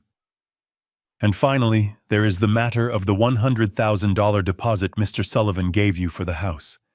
The money you wired to an offshore account in Costa Rica yesterday afternoon. Bradley looked up, his eyes wild. I can fix it. I can win it back. I just need time. You are out of time, Leonard said, closing the briefcase with a snap that sounded like a gunshot. That is embezzlement, Bradley. That is wire fraud.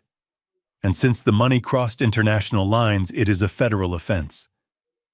I stepped forward, taking the microphone one last time. I looked at the man who had called my daughter a cow. He was a puddle on the floor, a weeping, broken thing. He had wanted to strip my company for parts. He had wanted to sell off my trucks and put me in a home. He had wanted to break my daughter's spirit. Now he was the one who was broken. I looked at Sarah. She had lowered her hands. She wasn't crying anymore. She was looking at Bradley with a cold, detached curiosity, like she was looking at roadkill on the side of the highway. She was seeing him for the first time. The spell was broken. The gaslighting had been burned away by the harsh light of the truth. You wanted to marry a Sullivan, I said to Bradley. You wanted the name. You wanted the money. Well, you got the full experience, son. You got the justice that comes with the name. I looked at his parents, Richard and Karen, who were huddled together in their pew, looking like refugees in designer clothes. And you two, I said, pointing a finger at them. You enabled him. You taught him that he was better than everyone else. You looked down on me because I worked with my hands. You thought you were marrying into a bank account. I reached into my pocket and pulled out a $1 bill. I crumpled it up and threw it at them. It landed on Karen's lap. Here, I said. Buy yourself a clue. Because that is the only inheritance you are getting from me. The crowd was silent, terrified, and mesmerized. They had come for a wedding, and they had witnessed an autopsy. I had dissected the Pierce family in front of God and everyone they wanted to impress. I turned to Leonard. Give them the bill, Leo, I said. Leonard handed a final invoice to Richard Pierce. It was the bill for the dinner at Le Bernardin. You can pay that on your way out, Leonard said. I looked back at Bradley. Get up, I said. He didn't move. He couldn't move. I said, get up, I roared, my voice shaking the stained glass windows. He scrambled to his feet, swaying unsteadily. He looked at me, then at Sarah, then at the door. He was looking for an escape route, but there wasn't one, because the doors at the back of the church were opening again. And this time it wasn't the caterers, it wasn't the florist, it was the consequences. The heavy thud of police boots on the marble floor was the only sound in the cathedral. It was a rhythm I knew well from years of watching enforcement officers walk onto loading docks to shut down illegal operations. It was the sound of authority.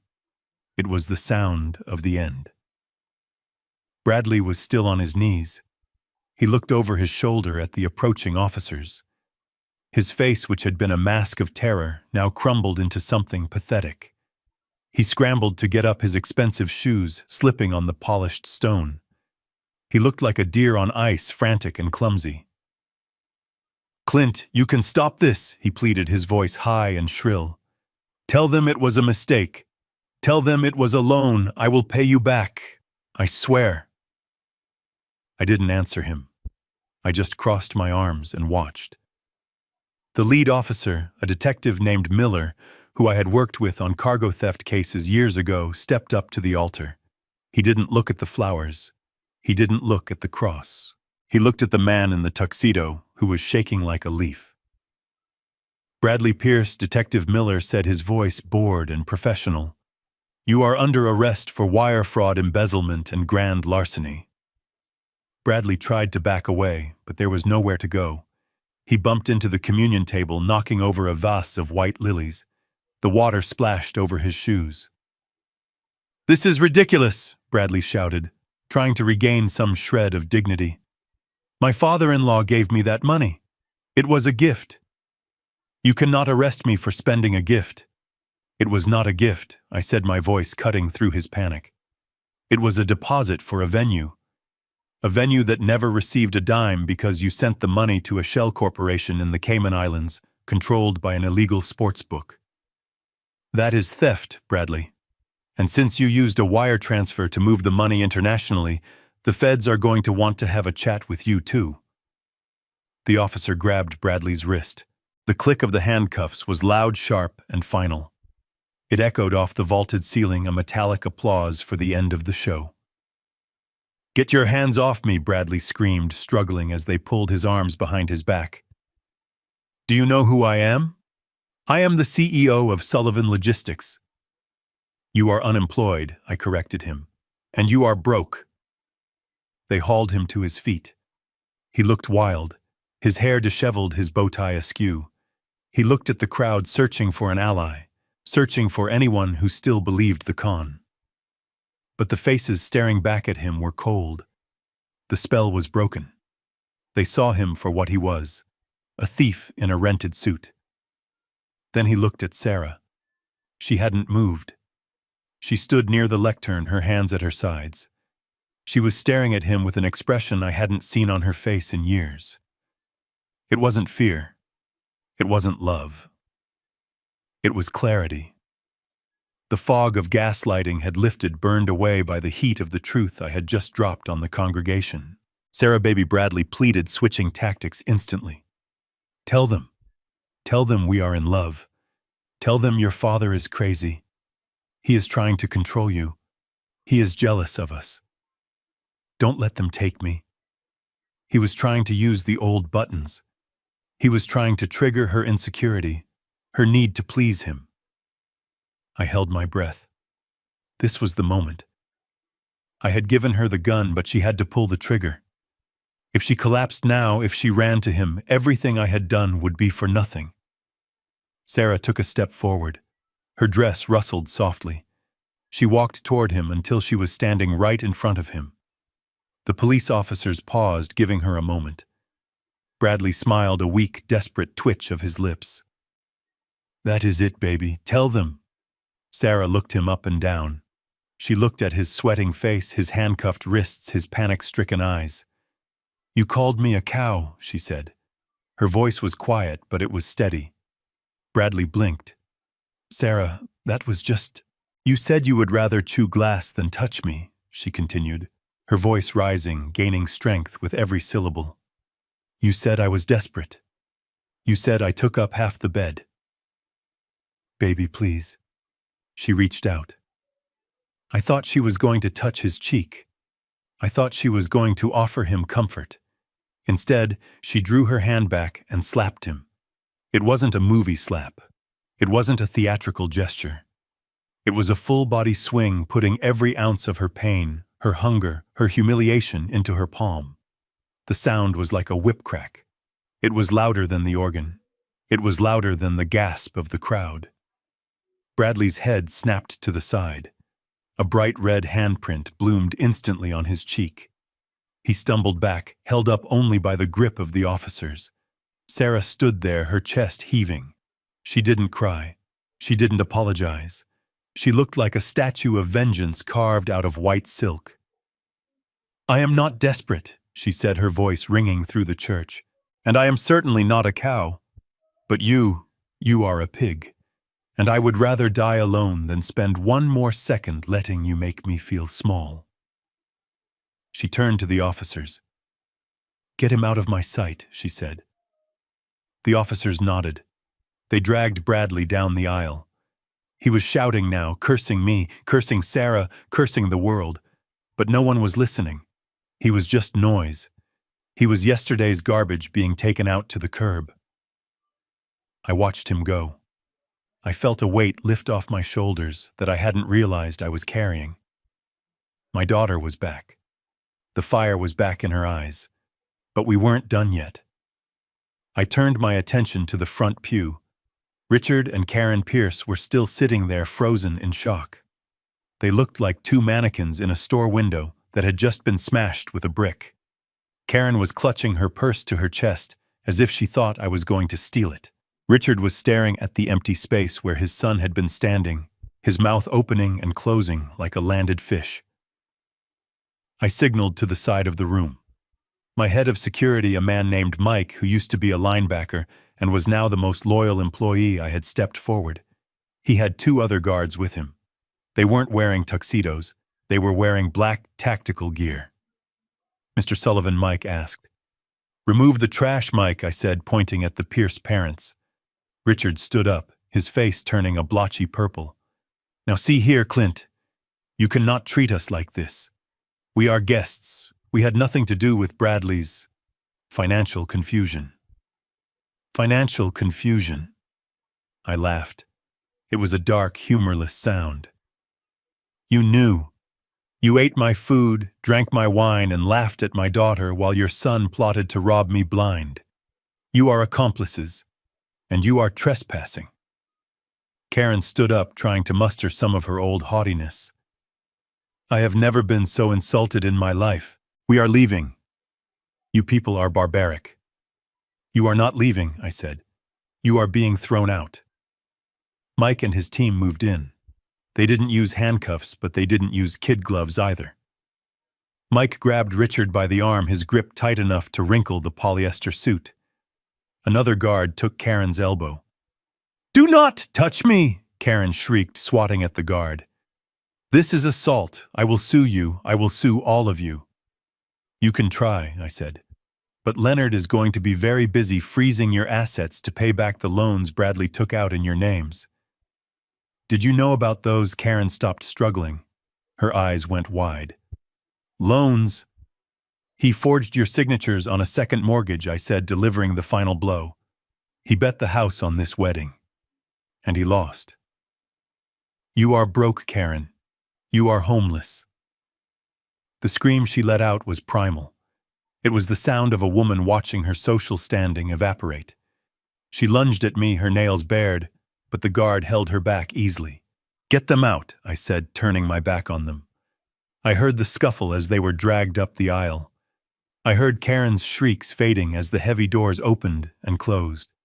I heard the murmurs of the crowd, the shock turning into a buzz of excitement. I walked over to Sarah. She was still standing at the altar, looking at her hand, the hand that had delivered the slap. She was rubbing her palm. I put my arm around her shoulders. She didn't flinch. She leaned into me, solid and heavy. She wasn't a fragile bird anymore. She was a Sullivan. "Are you okay?" I asked quietly. She looked up at me. Her makeup was ruined. Her hair was coming loose and her dress was too big for her. But she looked more beautiful than she ever had when she was trying to be perfect for him. "He never loved me, did he?" she asked. "No, sweetheart," I said honestly. "He didn't know how. You can't love a queen when you are busy trying to steal her crown." She nodded slowly. She took a deep breath and let it out. "I am hungry," she said. I smiled. It was the best thing I had heard in months. "I bet you are," I said. She turned to face the congregation. 300 people were staring at us, waiting to see what happened next. The show was over, but no one wanted to leave. Sarah grabbed the microphone. Her hand was steady. "There isn't going to be a wedding," she said, her voice booming. "Obviously. But my dad paid for a lot of food, and a really expensive cake." She looked at me, a mischievous glint in her eye that reminded me of her mother. "And I plan on eating a very large piece of it." She paused, then added, "And if anyone here was friends with Bradley, you can leave now. The rest of you, let's party." A cheer went up from the Sullivan side of the aisle. It started low and built into a roar. My drivers, my warehouse managers, my friends, they stood up and clapped. They loved a fighter. Sarah took my arm. "Walk me out, Dad," she asked. "Anywhere you want to go," I said. We walked back down the aisle together. We walked over the petals Bradley had scattered. We walked past the empty pew where his parents had sat. We walked out into the sunlight. The police cruiser was just pulling away with Bradley in the back seat. He looked out the window and saw us. He saw Sarah laughing. He saw me smiling. He screamed something, but the glass was thick, and we couldn't hear him. I waved. Just once. "Goodbye, son," I whispered. We walked toward the reception hall. Sarah stopped and kicked off her high heels. She walked barefoot on the grass. "You know, Dad," she said, "you were right about one thing." "What is that?" I asked. "I would rather be alone than be with someone who makes me feel lonely." I squeezed her shoulder. "You are never alone, Sarah.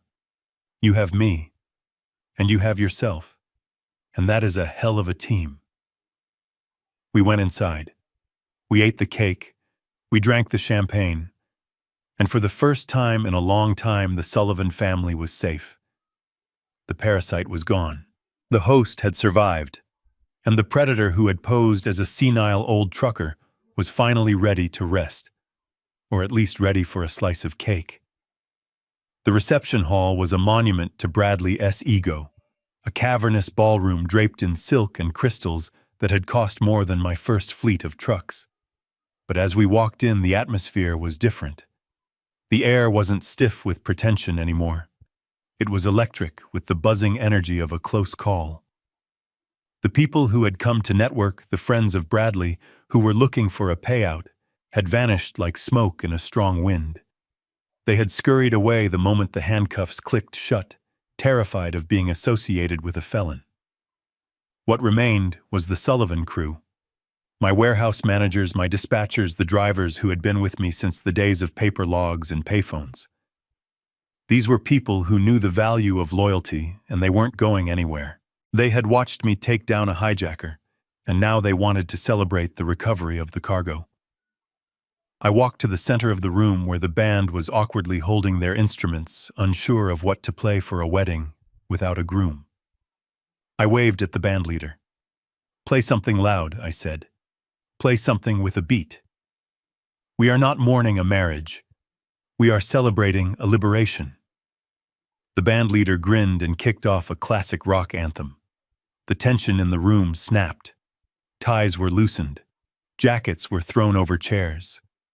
The open bar, which Bradley had restricted to top-shelf liquor for the VIPs, was suddenly open to everyone.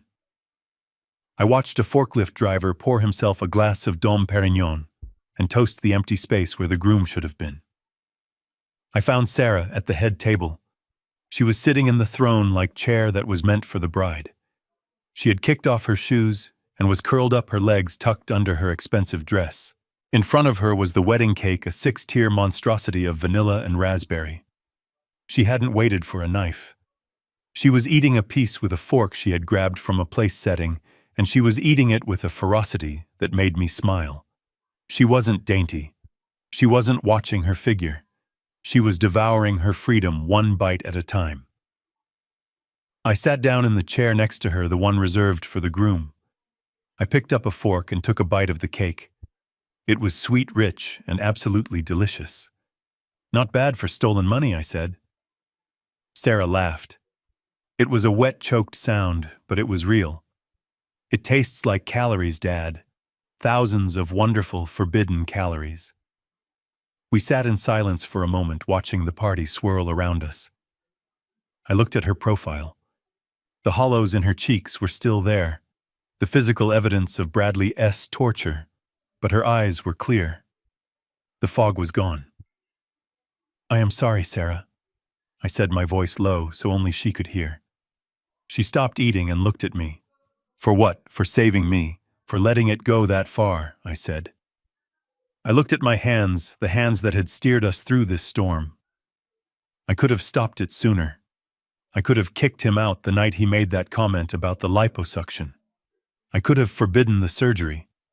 I could have handed you a check and told you to leave him. But I didn't. I watched you starve. I watched you cry. I watched you shrink. I felt a lump form in my throat. It was the hardest thing I had ever had to do, Sarah. Watching you hurt was harder than burying your mother. But I knew that if I stepped in, if I played the controlling father, you would have run into his arms. He had his claws in you so deep. You had to see the blood to know you were cut. Sarah put down her fork. She reached out and took my hand. Her grip was strong. "You were right," she said. "If you had told me, I wouldn't have believed you. I would have thought you were just being the overprotective dad. I would have married him to prove you wrong." She looked out at the dance floor, where Leonard was currently trying to teach my head of HR how to salsa. "I needed to feel the cold," she whispered. "I needed to feel how cold he really was. When we were on the altar and you played that tape, it didn't feel like a surprise. It felt like confirmation. Like a voice in my head finally started screaming what I had been whispering to myself for months." She squeezed my hand. "You didn't break me, Dad. You broke the spell. You let me walk through the fire so I could burn off the weak parts." I looked at my daughter. She wasn't the girl I had raised. She was a woman who had survived a predator. She was tougher now. There was steel in her spine that hadn't been there before. Bradley had wanted a cow. He had wanted a victim. Instead, he had forged a warrior. "So what happens now?" she asked, looking around the lavish room. "We have a lot of leftover food and a house I do not want to live in." I leaned back in the chair, feeling the first true wave of relaxation hit me in months. "The house is already taken care of," I said. "The charitable trust will liquidate it and put the money into the driver pension fund. As for the food," I stood up and tapped my glass with a spoon. The music died down. The room turned to look at me. "Listen up, everyone," I shouted, my voice booming without the microphone. "We have enough food here to feed an army, and I know a lot of folks who are hungry. Mike, load up the vans. We are taking the rest of this to the homeless shelter downtown. But first," I raised my glass of champagne, "I want to propose a toast, not to a wedding, but to a dodged bullet." The room roared with laughter and cheers. Glasses were raised high. "To Sarah," I said, looking down at my daughter. "The toughest Sullivan of them all." Sarah stood up. She raised her fork with a piece of cake still on it. "To chewing glass," she said with a grin, and spitting it out. We drank. The champagne bubbled in my throat, effervescent and light. It was the taste of victory. It was the taste of a clean getaway. I sat back down next to my daughter. We watched our friends and employees pack up the lobster and the filet mignon. We watched the dismantling of the Pierce fantasy. "You know, Dad," Sarah said, leaning her head on my shoulder, "I think I am going to need a job on Monday, since my career as a trophy wife didn't work out." I wrapped my arm around her. "I think there is an opening in the executive wing," I said. "I am looking for someone to run the logistics division, someone who knows how to spot a fake manifest, someone who isn't afraid to get their hands dirty." She looked up at me, her eyes shining. "I think I know just the woman," she said. We sat there as the sun began to set outside, casting long shadows across the floor. The nightmare was over. The leech had been salted and burned. My daughter was safe. My company was safe. And as I took another bite of the $3,000 cake, I thought to myself that for a man who had spent his life on the road, this was the best destination I had ever reached. 6 months is not a long time in the grand scheme of things, just a blink of an eye when you measure life by the mile markers on the interstate, but it is long enough for a seed to grow, and it is certainly long enough for a weed to wither. I sat on the front porch of my house, the same porch where I used to watch Sarah wait for the school bus 30 years ago. The sun was setting, painting the sky in streaks of diesel smoke, orange and bruised purple. In my hand was a report Leonard had dropped off earlier that afternoon. It was the final post-mortem on the Pierce family. Bradley was currently a resident of a federal correctional facility in upstate New York. It turned out the wire fraud charges stuck hard. He was serving a 5-year sentence. Leonard told me that Bradley had been assigned to the kitchen detail. The irony was rich enough to fatten a hog. The man who refused to get his hands dirty, who thought he was too good for honest labor, was now scrubbing grease traps for 12 cents an hour. He had sent me a letter a month ago. It was a pathetic scrawl begging for a character reference for a sentence reduction hearing. I had burned it in the fireplace without opening it. His parents, Richard and Karen, hadn't fared much better. The civil suits and the foreclosure on their own home had left them stripped clean. They had filed for Chapter 7 bankruptcy last week. The last I heard, Richard was working at a car rental counter at the airport, handing keys to people who were going places he could no longer afford to visit. Karen was living in a one-bedroom apartment in the bad part of town, probably telling anyone who would listen that she was a victim of a cruel conspiracy. They were ghosts to me now, just cautionary tales about what happens when you try to hijack a truck without checking who is behind the wheel. The sound of tires on gravel pulled me from my thoughts. A black SUV pulled into the driveway. The door opened and Sarah stepped out. She didn't look like the ghost who had walked down the aisle 6 months ago. She looked like a force of nature. She was wearing a tailored pantsuit that screamed authority, and her hair was cut in a sharp, professional bob. She had gained back the weight Bradley had shamed her into losing, and she carried it with the grace of a woman who knows exactly who she is. She walked up the steps carrying a stack of files. She was the new vice president of operations for Sullivan Logistics, and she ran the floor with a terrifying efficiency that made the union reps sweat. "Hey, Dad," she said, dropping the files on the patio table. "I just got off the phone with the distributors in Chicago. They tried to hike the rates on the refrigerated units." I took a sip of my iced tea. "And what did you tell them?" She grinned, and it was a smile full of teeth. "I told them they could honor the contract, or I would have our fleet parked on their loading dock, blocking their shipments until Christmas. They folded in 5 minutes. I laughed, a deep belly sound that felt good in my chest. That is my girl." She sat down next to me, stealing a sip of my tea. She looked tired, but it was the good kind of tired. The tired that comes from building something, not from being torn down. "Are you happy, Sarah?" I asked quietly. She looked out at the yard at the oak tree she used to climb. "I am busy," she said. "I am productive. And for the first time in my life, I am not waiting for someone else to tell me I am good enough. So yes, Dad, I think I am happy." She kissed me on the cheek, grabbed her files, and went inside to finish her work. I watched her go. She didn't need me to protect her anymore. She had armor of her own now. I reached into my shirt pocket and pulled out a small framed photograph. It was old, the edges worn from years of being carried in a wallet. It was a picture of Diana, my wife, taken the day we bought our first truck. She was laughing, her hair blowing in the wind, her hand resting on the hood of the cab. I looked at her face, illuminated by the dying light of the day. "We did good, Diana," I whispered to the photo. "It got a little messy there for a minute. The road got rough. We hit some black ice, but I kept it between the ditches." I imagined her voice the way she used to sound when I came home after a long haul, telling me to wash up for dinner. She would have been proud of Sarah today. She would have been proud of the slap in the church. I put the photo back in my pocket, right over my heart.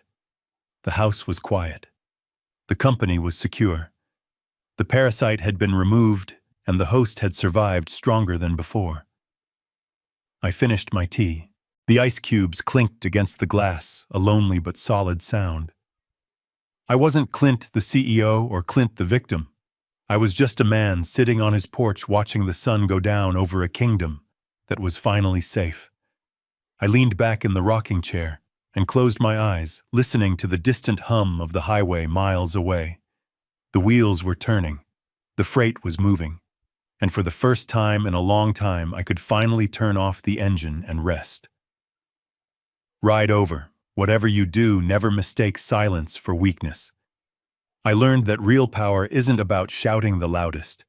It's about waiting for the right moment to speak the truth. My daughter learned that her value isn't determined by a man's approval or a dress size, but by her own character and strength. We cleared out the rot from our lives, and in doing so, we made room for something real. Family isn't just about blood. It's about loyalty, respect, and having each other's backs when the road gets rough. Sometimes you have to let the tower crumble so you can rebuild it on solid ground. If you enjoyed this story of justice served cold, please hit that like button and subscribe to the channel for more life stories. Have you ever had to save a loved one from a toxic relationship? Let me know your story in the comments below. Thanks for watching, and stay strong.